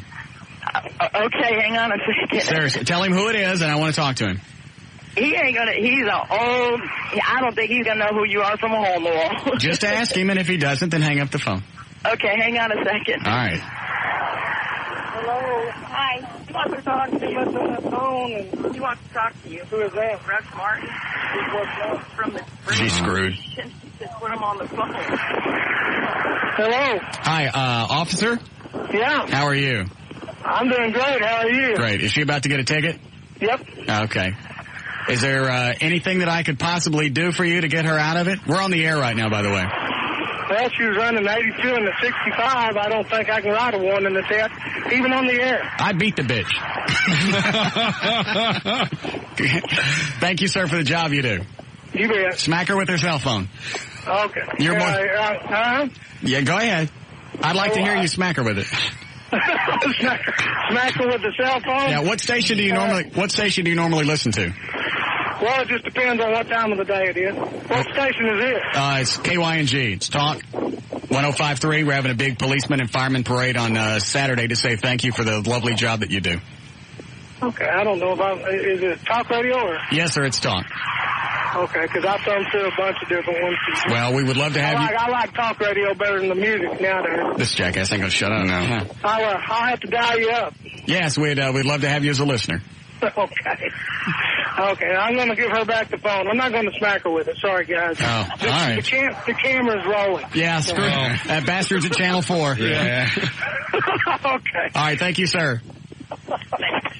Nice try, Russ. Hey. Tell him about the big thing that you guys were doing for the police. Yes, I did. Hey, I think he's going to, seriously, I think he's going to let you off. Call me back and let me know. All right, I love you, buddy. All right.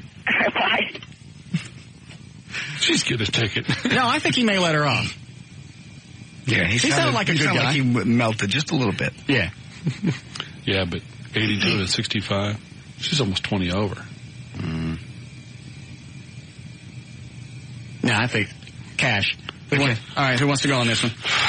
I got 20. I got 20 says she gets the ticket. I got 20 says I think he's going to let her off. I've only got 10. Because, I mean, how many times, any traffic stop with a cop, it's always a pain in the ass. He sounded like he was having a good time. He did lighten up a little bit. Right. But I think he's going to ride her. I bet she gets a warning. Eddie, you in? He can't give her a warning? What? Too fast. Oh, they can do whatever they want. All right, so $5, she gets a ticket. All right, I got 10 says she gets a ticket. I got 20 says she don't. Okay. What are we doing? Oh, Skrilla. The girl. Line 8. Okay. We got in the finger fight. Oh, okay. Hey, what are you mad about? Well, I wasn't looking to get reamed. If I wanted everyone else's opinion, I would have called their show. Oh, they don't have one. Plus, I was really looking for... Well, wait a minute. You said thanks in this email. It says, thanks for nothing, I guess. I was really looking for advice. What answer did you want that was going to make you happy? I just wanted to know if it was either, should I just, stop talking to him, or is there, a more firm way that I can tell him, look, nothing's going to happen. I'm not interested. We covered all of that, and I told you exactly what his motives were. At this point, it's going to be up to you. If you want to continue, first of all, if I was your husband and I knew about this, it'd be mascara for you every day. Not really, but you get the idea.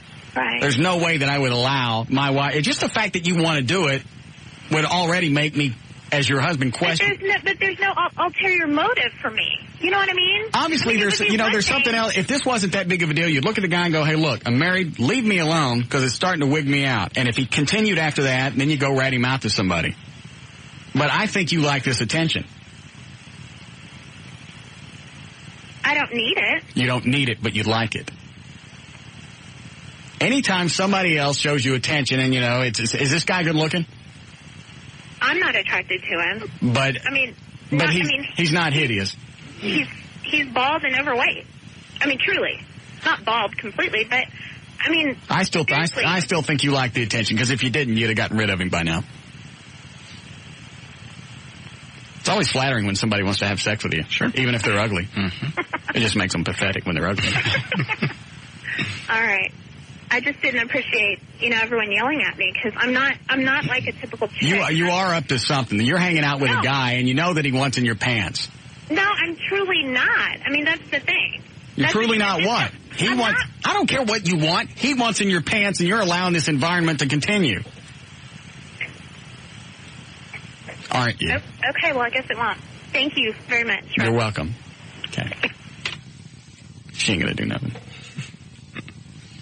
We need a break now, don't we? Yeah, and I'm still short one brother or sister. Oh, okay. That is not on a cell phone. Yeah, okay. That's been the problem. Everybody's on a cell phone. And see, does that chick call back? Oh, okay. The one getting the ticket. Or not getting the ticket.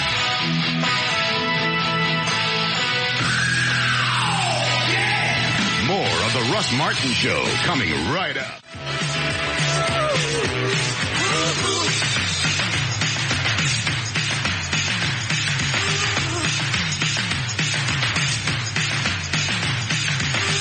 have everybody lined up for Skrilla? Yes, I do. It's a guy on 2-1. Oh, wanted to talk to you about get rid of your desk and the other stuff in the office that we were just going to leave behind or whatever. Juan? Yeah, Russ. You want my old stuff? No, here's an idea for you. You can take your desk and anything else you don't want and auction it off and put it into the listener fund. I don't think anybody want my desk. It's Russ Martin's desk, I mean. I don't even want it. You can get them to load it up and take it to the listener party. I'm sure that someone will bid on it and put something in it. I mean, that would just help. And we got a bunch of stuff that I didn't want to move. Bunch. I mean, because that office is turned into like a pat rack shack thing. It's a mess. You'd be surprised at what people buy. Look at eBay. Yeah, you're right. The only thing is everything's got to be out of here by what, tomorrow? Yes, over the weekend they move. They're moving it on Saturday, yeah. Maybe we can just let people come up tomorrow while we're on the air, go through the office, and just like a garage sale. Get everything out that we want to keep now and just let people come up. Yeah, go, hey, I'll, give you $1 for this or whatever. Yeah, donations going into the listener fund. Okay, that's a good idea. Thank you. Hey, no problem. Have a good day. All right. That chick called back? Not yet. She's probably getting a ticket then. Normally, if they, cut you loose, they don't take long. Dan's checking them really quick. I'll play the open while he's checking. Hey, all you soul brothers and sisters, come on down. You're the next contestants on The Skrilla is Rilla. And now here's the host of The Skrilla is Rilla, Russ Martin. All right, let's get our contestants on the phone. Darren, welcome to the show. What do you do for a living? Fix computers. Okay. And let's see here. Is it Miguel? Yeah, Miguel. Miguel. Yeah. And what do you do? I got a doctorate in street pharmaceuticals. You've got a what? A doctorate in street pharmaceuticals. Yeah. I got it. All right. Originally he said doctorate. Oh, my bad. That's all right. And what about you, Eric? What do you do? Playing freeform. Okay.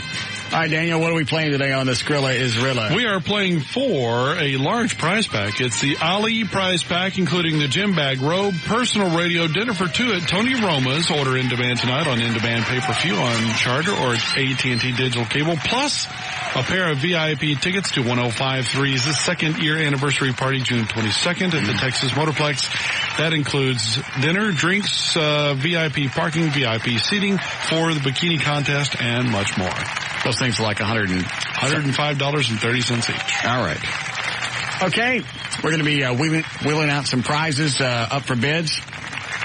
Try not to steal them.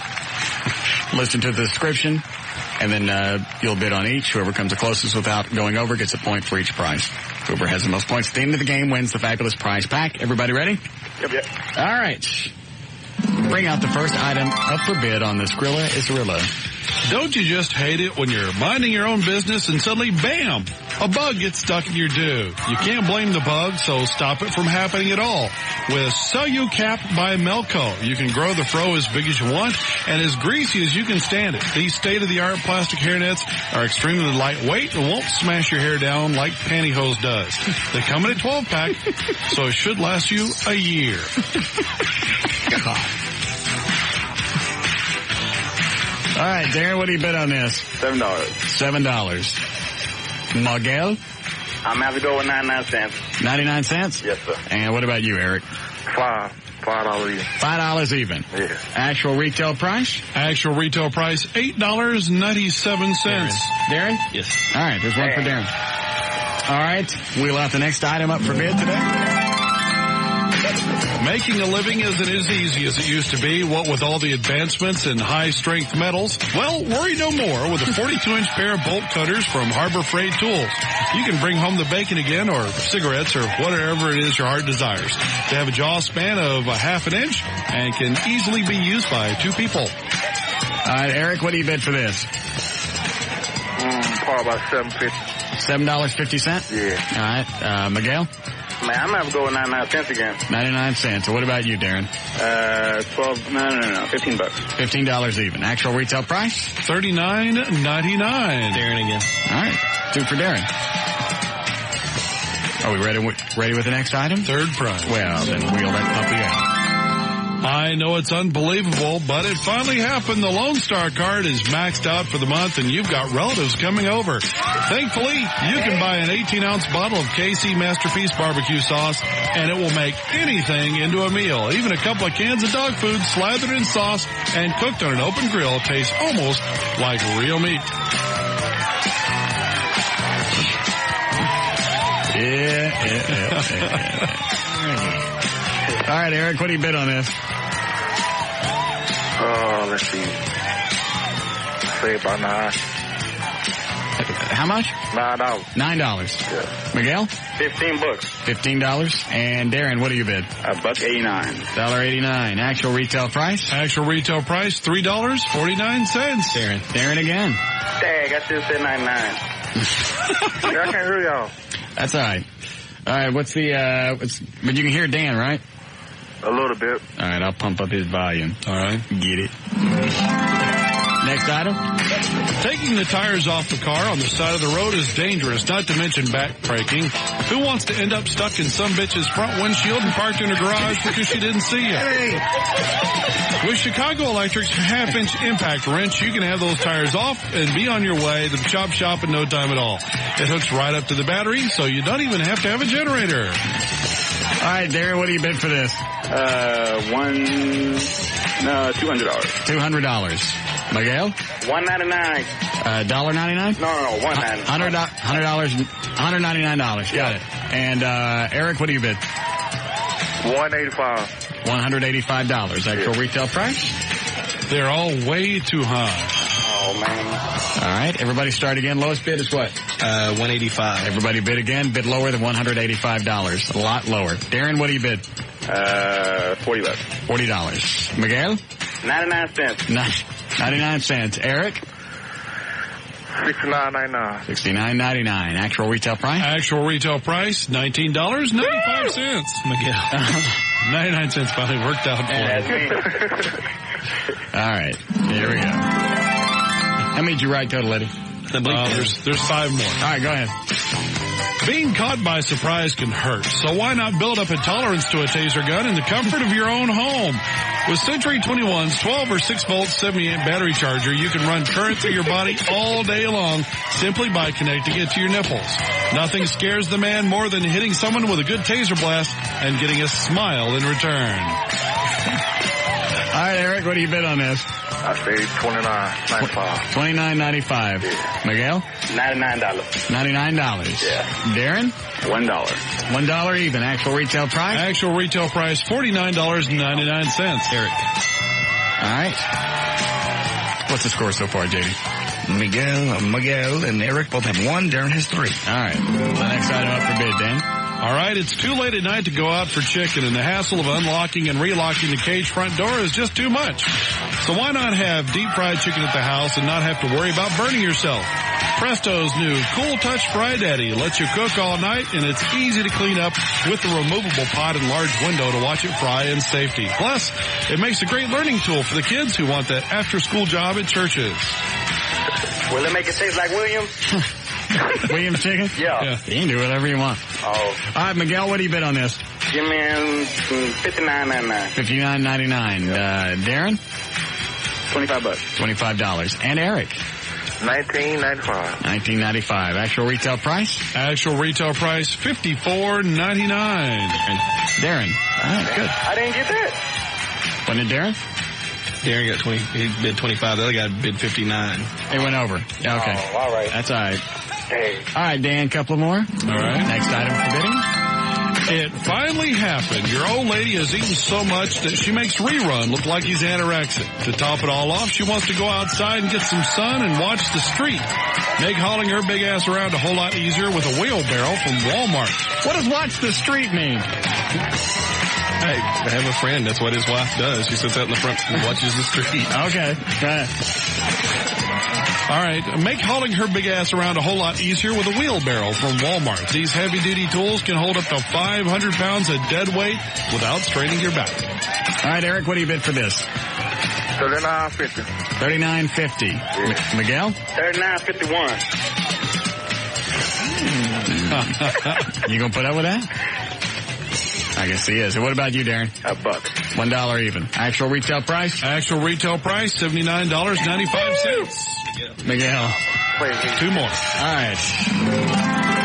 Then go ahead. Is this a bad one? Nothing says I love that one. Yeah, skip that one. Yeah, I was trying to push it. I didn't write it. I know. Skip to the next one. All right, last one then. Don't depend on the Texas Department of Corrections to teach your kids how to box. Go back to the other one. I'm kidding, guys. All right.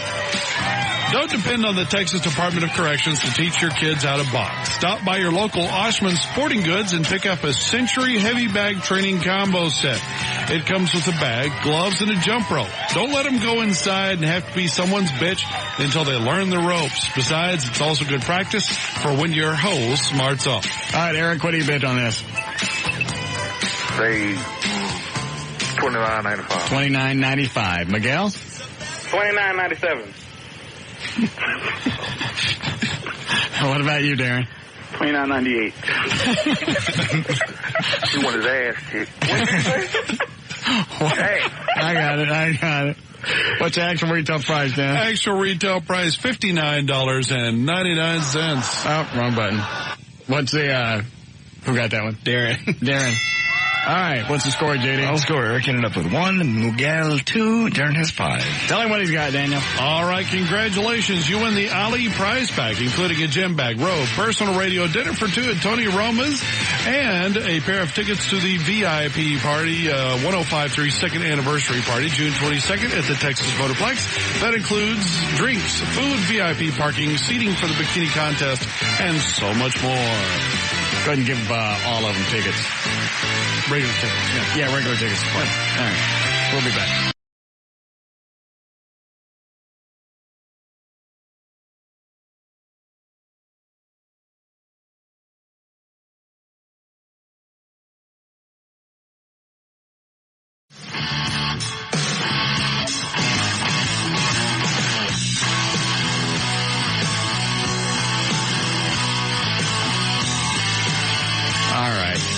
We ran a legal ID, didn't you, Annie?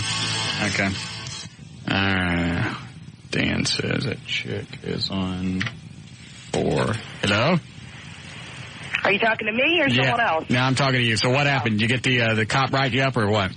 Yeah, he gave me the ticket. But, like I said, it was no big deal because I know I was going faster than that. Whatever he clocked me at, fine, I'll take that. Better than what I actually was going. Where were you going? I'm not going to say because he's probably going to call you. He said he was going to call you. Oh. So I don't need to incriminate myself Did he anymore. even consider letting you off? Yeah, I could see he was very hesitant. He didn't want to do it. But over on this side of town, they're really hurting for money. They really are. Mm. So, good riddance. They need the money. I'll give it to them. But did he loosen up a little bit after we got off the phone? Oh, yeah, much more so. He just, he had that hard, being a real tough guy. And then after he talked to you, he was all like a big teddy bear, giggly. And that's why people driving by were looking at us like, maybe they know each other. Yeah. Okay. Well, I'm sorry, sweetie. I tried. No, it's all right. It's been about 3 years, so I'm due a ticket.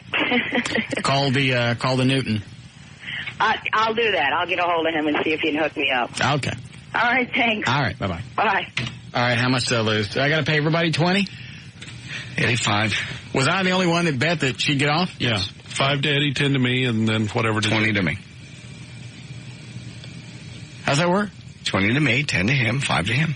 I said I'd put in 20. How come that's going to cost me more than $20? We were betting even money. You put your $20 up against his 5, my 10, and his 20. So you got to pay off even money on the bets. I didn't say even money. Well, you didn't say 2 to 1 or anything like that. If you want to pay more than even money, we'll let you. I don't know what that means. Don't pretend. Don't give us the ignorant act now. It's good. Very nice. I don't know what that means. Was I betting? I said I'd put in 20, not for you to have. All right, I'll pay you when we get off the air. All right. 10 to you, Dan, 20 to JD, 5 to Eddie. Right. I really thought after he loosened up, he'd let her off. Yeah. Now I got a call from another state patrolman that recognized that patrolman's voice and said, he's real old school. He said he's been around a long time. He's real friendly. Yeah. He still writes you a ticket. Yeah. So. I'd much rather get one, from somebody that, wasn't being an ass about the whole thing. Yeah. La-da-da-da-da. Yes, Rick? Yes, sir. I just wanted to call and tell you, great show. Thank you. And I want to commend Eddie on the game. Nice job, Eddie. I've played El Dinero Price is Right. Mm. And I just want to say, hey, it's a great game. Thank you. All right. Great. When did we do news last? 5, just after 5. Was it? All right, we're about to. Dan just handed me the confirmation for all the cities. Where'd she say she got pulled over? Weatherford. Yeah. Let's see if they're on the list. These are all the police departments that are going to be in the parade Saturday. Waxahachie, Frost, Flower Mound, Sigaville, the UNT Police, North Richland Hills, Red Oak, Wilmer, White Settlement, Dallas Sheriff's Department, Haltom City, Mansfield, Farmers Branch, Plano, Richland Hills, Glen Heights, Ellis County Sheriff's Department, Forest Hill, Richardson, Garland, Kennedale, Irving, Princeton, Allen, and Duncanville. And then the fire departments, Gainesville, River Oaks, which is volunteer, Bedford, Denton, Newark, Aledo, and then the Texas Antique Fire Truck Association. Neat. They're going to be in the parade. So I see we were shunned by Dallas and Fort Worth Fire Department. Not too many fire departments there. Maybe it's harder to get a truck out. I think so. You think? That far away, and a lot of them are pretty limited on how many trucks they actually have to cover a big area. I'm surprised at, River Oaks, because we drove out there right after those 2 firefighters died. It's like right after Valentine's Day, February of 99. Mm. We drove out there, and that was a pain in the ass. So, anyway, they're bringing a truck out. That's nice. And the motorcycles? He doesn't have anything on here, but it's supposed to be a group of cops and firemen that have their own motorcycle group. They'll ride their motorcycles, but they'll all be in uniform. All right, so that's for Saturday. I believe the parade starts at about 2 o'clock. Then we go to Ennis. I will grab this on with the news. Go ahead, you're on the air. No, you're not. Hello? Yes. Hello? Yes. Is this the Russ Martin Show? Yes. Hey, tell Russ if they're going to have the police officers from Princeton in, then there's not going to be anybody in the Princeton area to protect the city. Oh, okay. Thanks. Is there just one cop car? They have like 3 cop cars, but they have like 3 cops. They break up the day that way. But there's always going to be at least one cop off. Well, the sheriff's department covers it. Okay. Princeton, a town in turmoil. Right. Mm-hmm.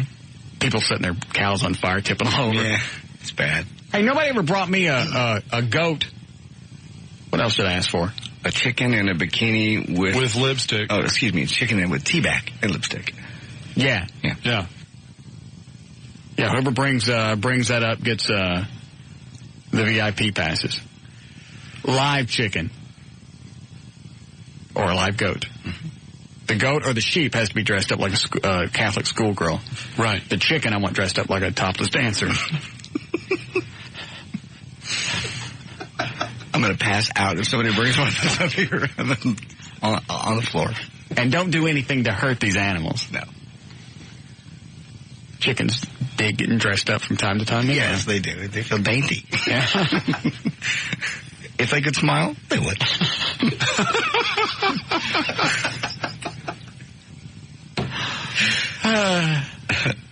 All right. Let Dan screen the phone calls. We'll do news here.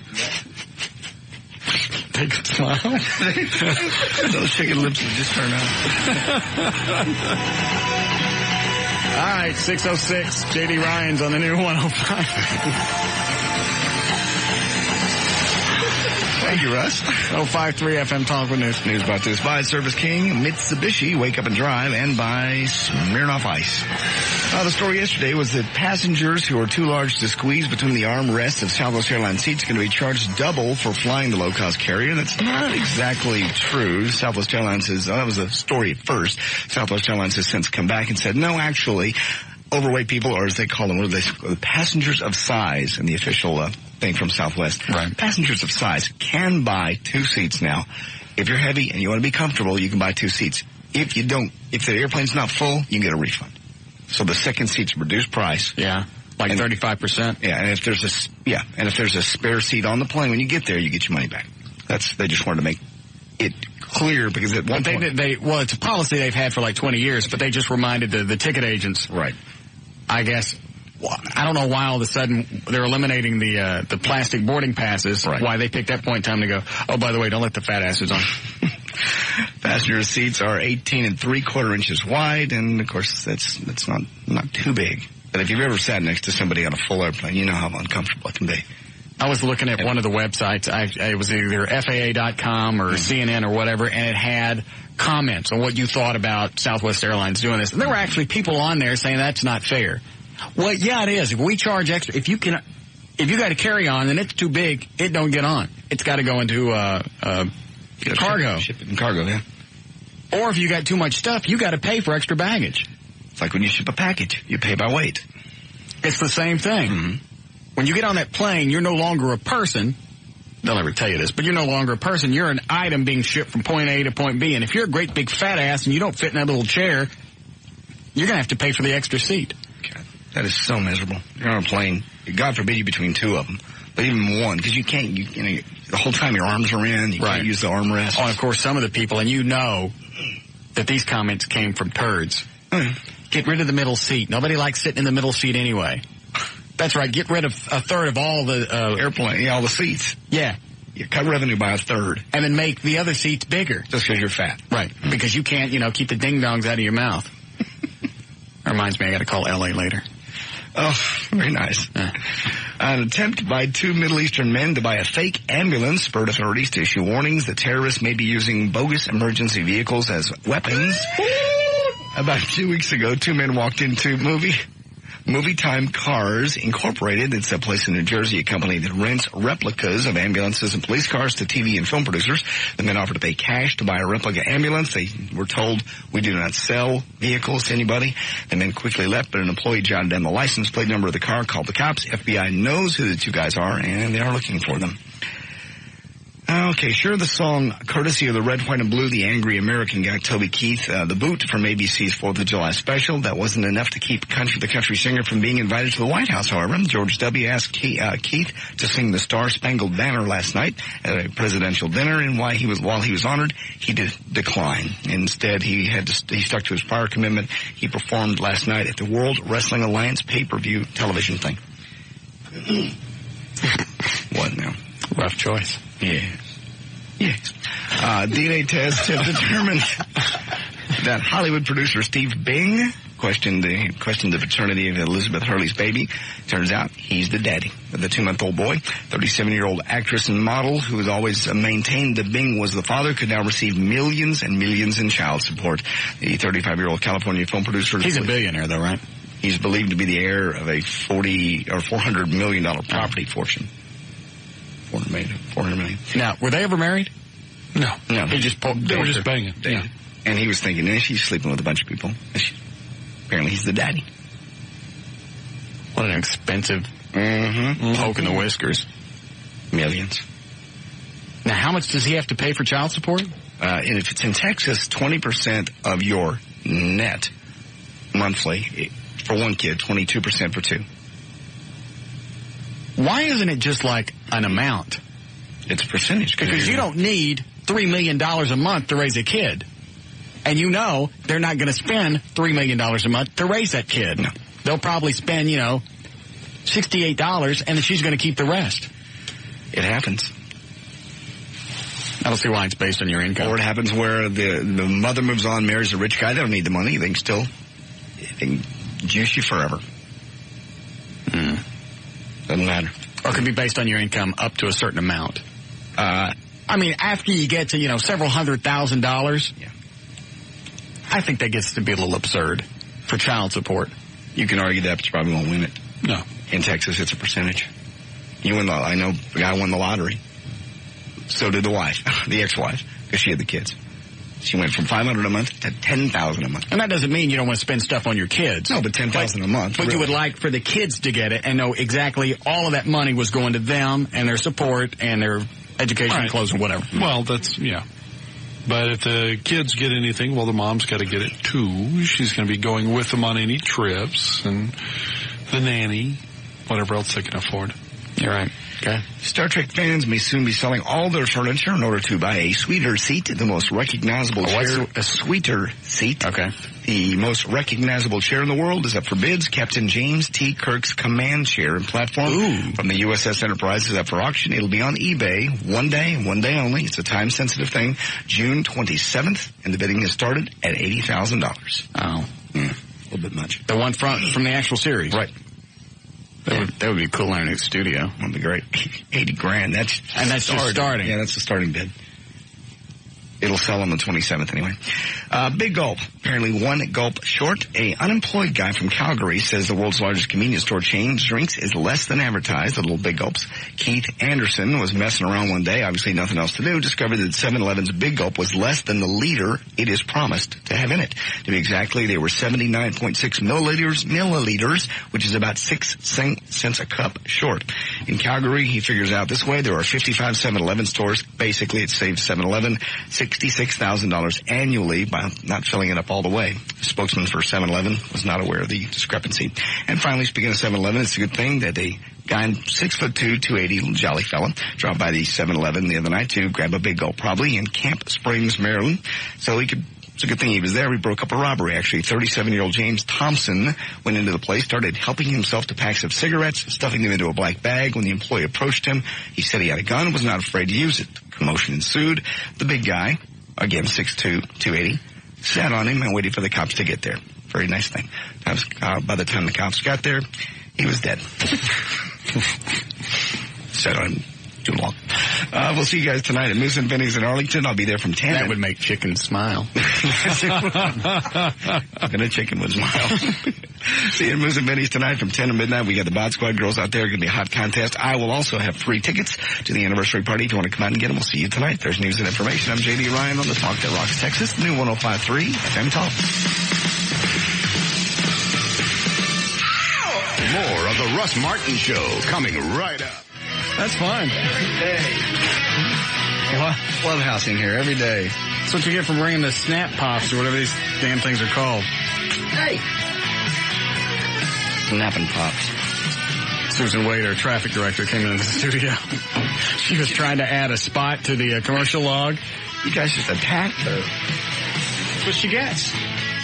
She didn't get a chance to finish, did she? Uh-oh, she ran. Oh. All right. Dan, I missed what you were saying in the hall. What was the thing about, is it Cody a comedian? I only caught two different things. No, it's two different things. Oh, okay.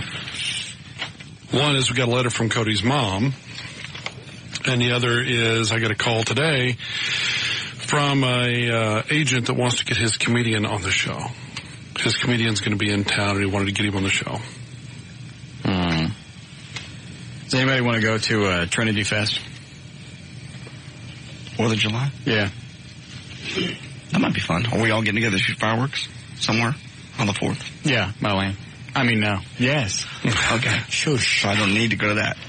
I got somewhere to go then. Here, we'll set that there. They just sent me media credential passes. Okay. I'm not going. All right. What was the question? An agent called today wanting to know if we wanted his comedian on next week. And the guy's name... I don't like comedians. I know. I told him that. I said, as a rule, we generally don't book comedians on the show. There are a few that I like, that are funny. Mm-hmm. They don't mind doing their good stuff. And they're not, just line after line after line. They hang out. Yeah. Bill Engvall. It was good. Bill Engvall's my favorite so far. Because he just hung out, and if he had something funny to say, he threw it in, and if he didn't, he just, He just became part of the show. Yeah. I liked him. George Lopez. Yeah. And, of course, Dave Chappelle, who's always stoned when he shows up. Well, this guy's name is Jim Florentine. He's a New York comedian. He hangs out with Howard Stern. He's a regular on there all the time. And, I honestly haven't heard the guy. You know him, JD? Eddie? But he's going to be at a club in town, and so I said I would ask. Well, at first, actually, I said no. And then he begged. What did he say? He said, well, I've been told that he would mix really well with Russ, and we'd really like to have him on the show. And I said, well, Russ, like I said, as a rule, doesn't ordinarily like to have comedians on the show. They get on my nerves. He said, well, this guy's really funny. He does reverse phone pranks on telemarketers. Ooh. I think I have heard this guy. And then when I expressed more disinterest, that's when he said, well, we've got him booked on another show, but, hey, we're willing to pull him off that show and put him on yours. No. And he continued to ask over and over and over, just again and again in different ways. I don't know. So I promised him I would ask you. And I've asked. And a lovely job you've done. Okay. What's the Cody letter? All right. So I'm assuming your answer is no. Who was it again? Jim Florentine. Ooh. What day did he want to have him on? We never got that far. Probably Wednesday or Thursday next week. Tell him I'll think about it. Until what day? Tell him he could be on. What do I need? Anything for the new studio? I'm thinking. We'll be there.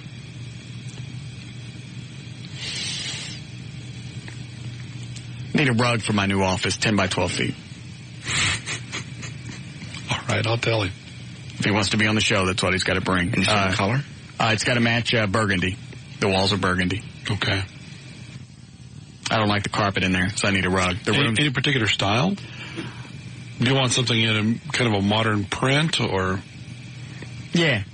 Oriental style? I'm not big on the Oriental. Modern print. Modern print. Modern print. Let's see, the room's 10 by 12. What size rug can you get in there? Because they don't just make 10 by 12 rugs. No, 8 by 10. Yes, 8 by 10 is perfect. Okay. I need an 8 by 10 modern print rug. Not a cheap one either. No, it's got to be a good one. You don't want a cheap rug in your office. Tell him that and he can be on the show. He has to have the rug with him day of. Right. They can't send it later. They're going to send it later. It's got to be. I've fallen for that. I can tell. If I had a nickel for every rug that I never got.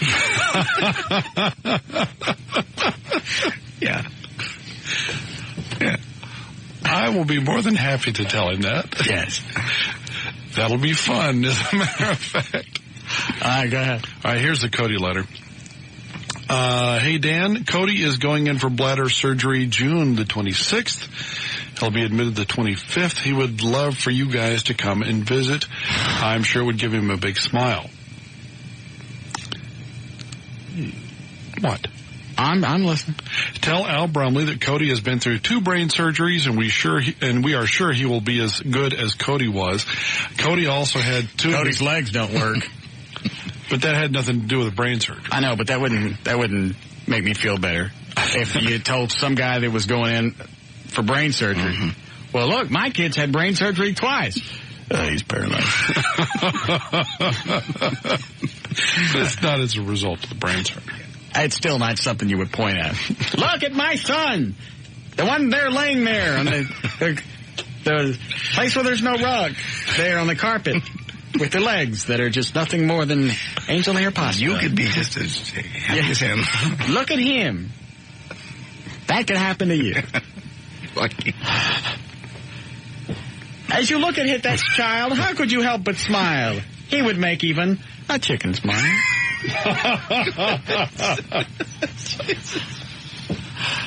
So what do they want? They want us to go see him? They just want us to come visit. Wasn't it enough we gave him the bike? Well, but Cody really, he admires you. I didn't talk to Cody that day. Yes, you did. Just a little bit you did. And the whole family is just, they really admire you. They think you're a swell guy. I told you when we started this, it was going to come back and bite us in the ass. Well, he missed his whole summer last summer. How did he miss it? Because of surgery. And he's going to miss his whole summer again this year. Last year because he had his kidney removed. And was there anything left in him? Well, this year is bladder surgery, so. So they're going to take the bladder out? I don't know. Just his bladder surgery. Maybe we should get that bike back. Stop it. Quit. And then she closes with, don't. Thanks for all that you have done, not just with a bike, but also Russ's love and support. All you guys have been great, and please thank the listeners for us again. Cody's mom. Does that mean a lot if we went? It'd mean a lot to Cody, yes. Is this too much of a setup where this is going? No. Great idea. Possibly even help him with the surgery. Yeah. Because positive attitude. Yeah, positive attitude going in. Mm-hmm. They say that. That really makes a difference. It's going to be admitted on the 25th. The way you feel when you go into surgery really does make a difference to your success, right? I'm not going. You could at least call. Can I tape it? I'll ask. Just tape it and one of you guys can play it through the phone for me. No. Call him. God.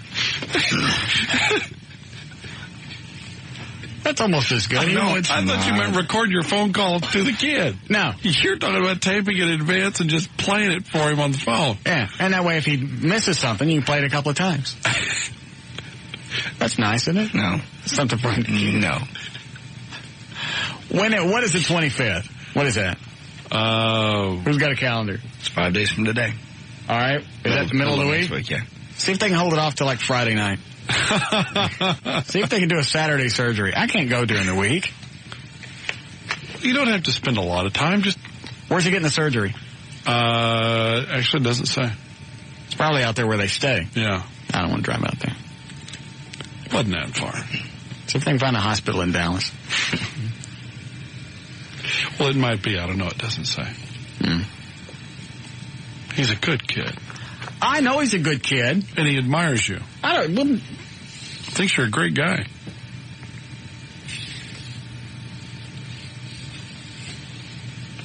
I want to go. I'd rather go to church. Yeah. Remember you going to church with me. That was fun. No, it wasn't. Yes, it was. You giggled. No, it wasn't. There's nothing funnier than farting on wooden chairs. It wasn't funny. Actually, those were metal. Snuck out. Go ahead, you're on the air. Hey, let me talk to Russ Martin. What do you want? Hey, my wife's got a bunny, and can you take care of that for me like you did that little kid? Your wife's got a what? Hey, smart ass. Turn the radio down. All right. I'm down. What's up? All right. What were you going to say? Yeah, I went up. Yeah. Smart ass. Turn the radio. Hello? Is this 105.3? Yes. Hey, that guy Jim Florentine, just to let you know, he's not really that funny. He does impressions that are funny. He does Sam Kinison and Al Pacino. Oh, I can't stand any more of that. Because the guy from Mad TV came in, and he did the Madden. Right. And that was about it. And after he does that, what else are you going to do? Yeah, there's nothing. So I was just saying, that it wouldn't even be worth him being there. It'd be stupid. But if I get my rug, then he can come on. That's true. 8x10 modern print. I like that. Burgundy. Mm-hmm. Thank you. We need a break here, Eddie. Go ahead, you're on the air.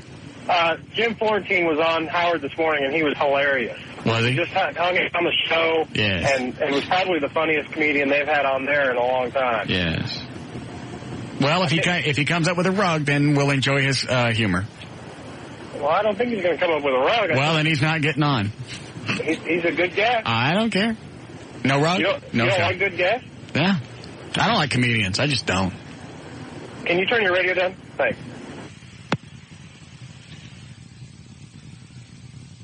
What was that? His attempted humor. Oh. So if he thinks this guy was funny, yeah, that's his idea of humor. You're right.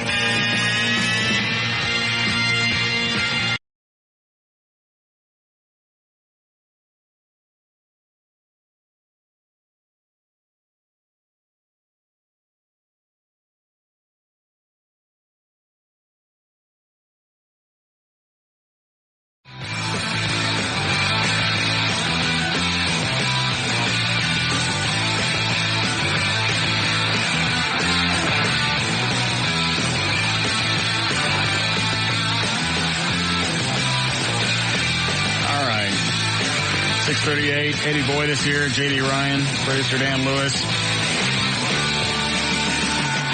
Leave anybody else? Jonathan Dodge. Oh, Jonathan Dodge.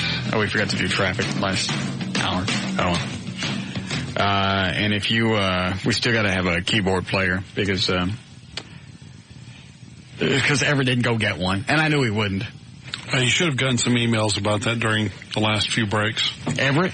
No, from guys wanting to be the keyboard player. Oh. I told them to send it to studio at russmartin.com. Okay. And 4 or 5 guys that wanted to play keyboard. Yeah, because it's like, you got to have the keyboard, your own keyboard, and I think we got to do band practice tomorrow night, because the party and the concert Saturday. So you got to pick up, I don't think they're hard songs. Brumley picked it up pretty quick, but he's really good. What are you shuffling around? Just got a couple more email here that I went ahead and printed out during the break. Guy. Dallas Morning News called and wanted to know if you're interested in talking to the Salesmanship Club, being a keynote speaker. Their last luncheon speaker was Governor Perry. And they want to know if you'll be the next speaker at the Salesmanship Club. I'm not kidding. I got it right here. What is it? What's the return address? Well, it's forwarded to me from Bob. Does it show the address that it came from? Uh-huh. Is it a Dallas Morning News address? Yes, it is. It's got his number, too, but I don't know if anybody's going to be there this time of day. Is it at the Morning News? Uh-huh. Yeah, it's a Morning News number. I know the prefix. Oh, okay. Yeah, dial it, see if he answers. Okay.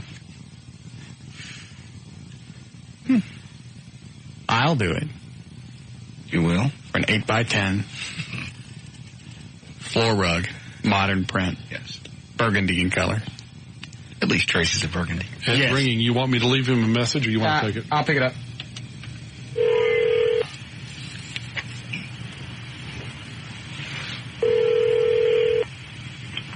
Sports, John.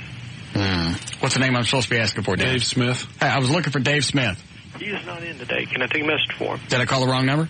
No, you got the right one. Okay, it's Russ Martin with KYNG. Mm-hmm. And the phone number is 972 972 716 7800. 800. All righty? All right, no problem. Thank you now. All right. You'll do it. For the rug. For a rug. Now, if this Florentine guy comes up with a rug, then I'd possibly do it for a torch lamp and a ficus tree. Is that the way you say it? Yes. Is it torch or torche? I think it's torch. I don't know. Nobody seems... I've heard of both, so it doesn't matter. So I'll do it for that. Okay, I'll hold on to his number. I got a new office to get get furniture for and a bunch of other stuff. Don't you need a new chair or anything? Or are you using the chair from here? I don't know. The chair from here is crapped. Mm-hmm. I was thinking about going to what are you making a face I thought it was a new chair. I thought they bought you a new chair. Mm-mm. Oh. It's the one we stole from across the hall when that other office moved out. Oh, yeah, you're right. I was thinking about going to, who's got good office furniture? Staples? There's the three majors in town: Office Depot, Office Max, and Staples. Yeah, I went to Office Max last night. Looked. You got any good chairs? Oh, tons. I need a nice desk too. Glass? They have any glass ones? No. Didn't have glass tables. It's been a couple. I've seen a couple places with nice glass desks. Your Way has stuff like that, but they're pricey. Yeah. So is Danish Inspirations. They frightened me.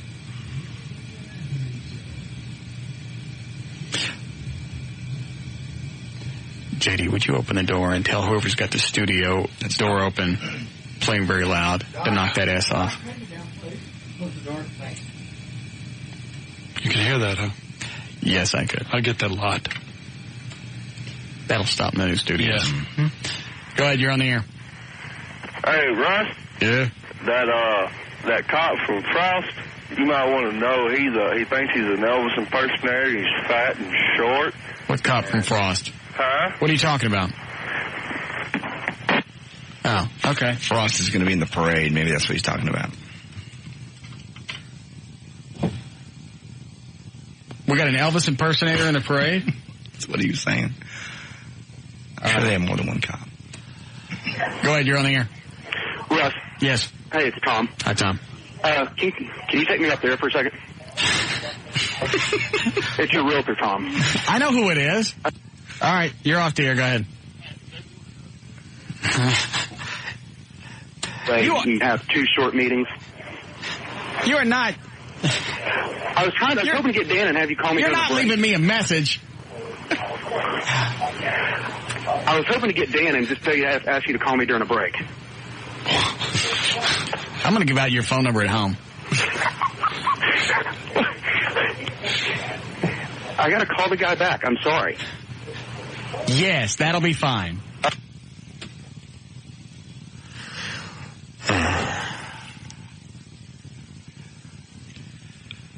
Okay.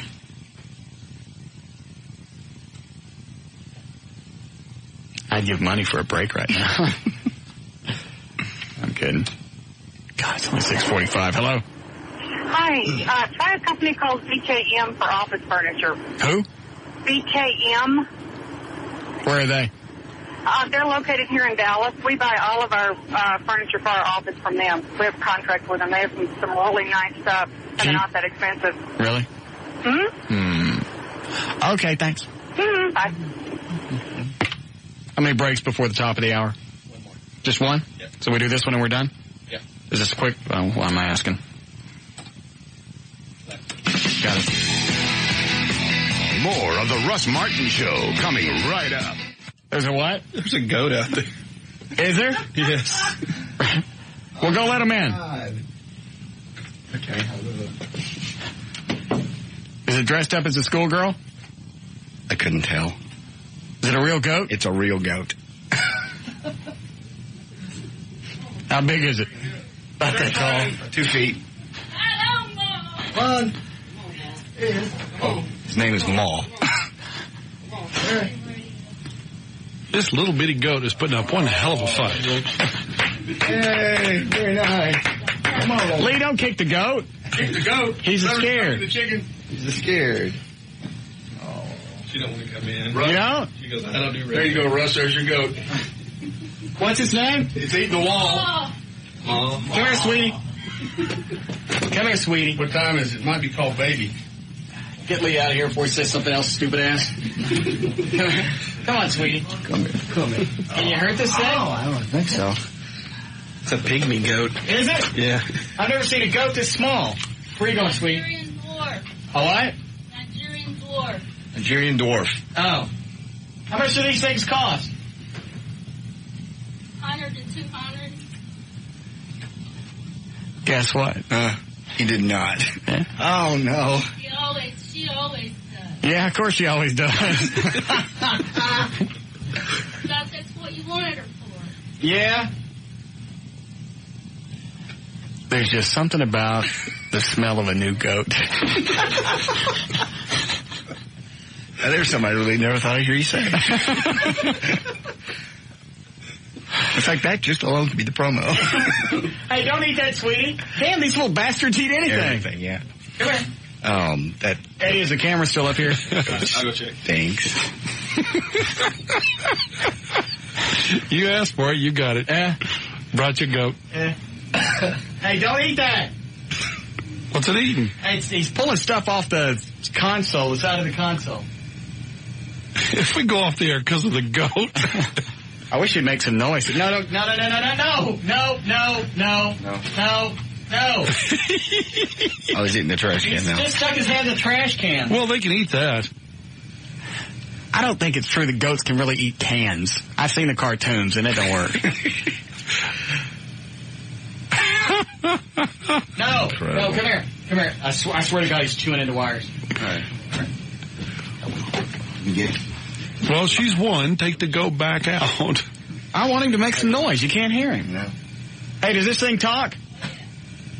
What are you going to do to get him to make noise? Huh? And he'll make noise? What was please, Shady? Well, don't break his neck. Use the leash to get him out and he'll make noise. I'm not hurting him. All right, you get the idea. There's a We got a hee-haw going on in there. Yeah. More of the Russ Martin Show coming right up.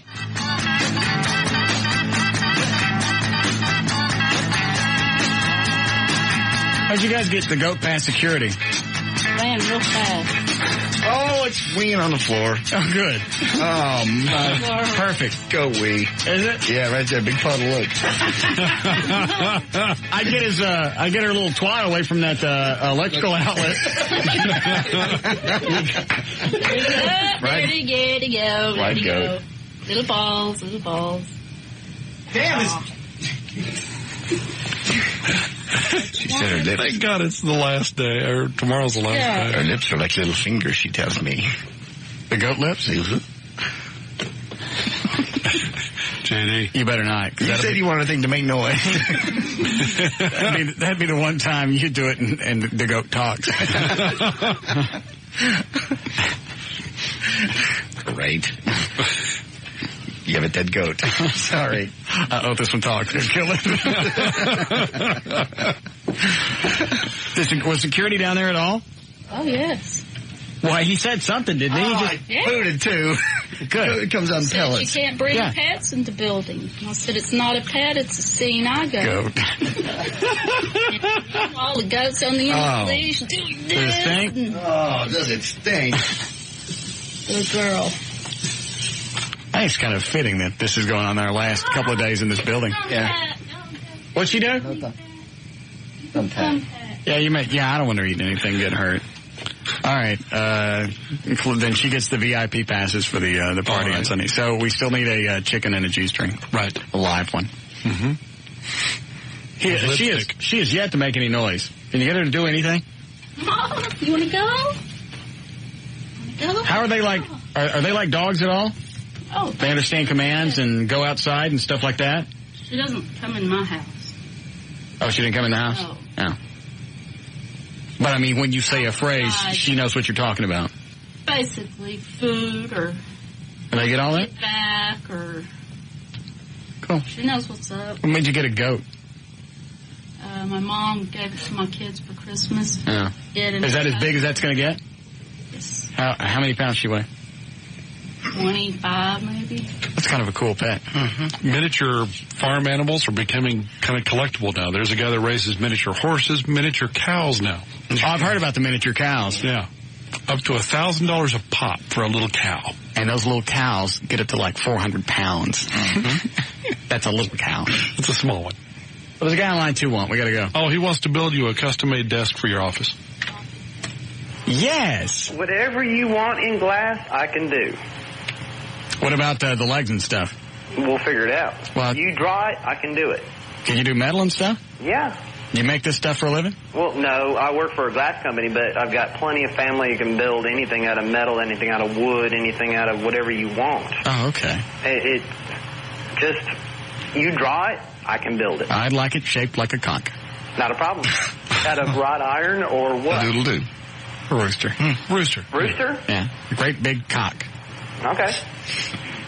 Quit. Not a problem. Can you email me? At home, yeah. Yeah, Russ at russmartin.com. That's only during the show, and I'm at work right now. Yes. No, that's his regular email address. Okay. All right. All right. Thank you. All right. Bye. I've got his number. Good. Now I got to buy a desk. Nope. You're in. And if the comedian gets me the rug, am I getting the torch lamp and the ficus tree from? I forget already. Salesmanship Club. Yeah, Salesmanship Club. Yeah. I need some artwork. Anybody else want to be on the show? I'll see what I can do. Yeah. All right. Well, we got to go. Let's do plugs. Yeah, that's starting to stink now. Yeah, it is. Little pellets like little rabbits do. Little yeah, I know. That's the first thing she did when she came in here. She did the little crap over here. Lovely. The thing must go every 15 minutes. I'm not cleaning up after the goat. Nice little puddle, though.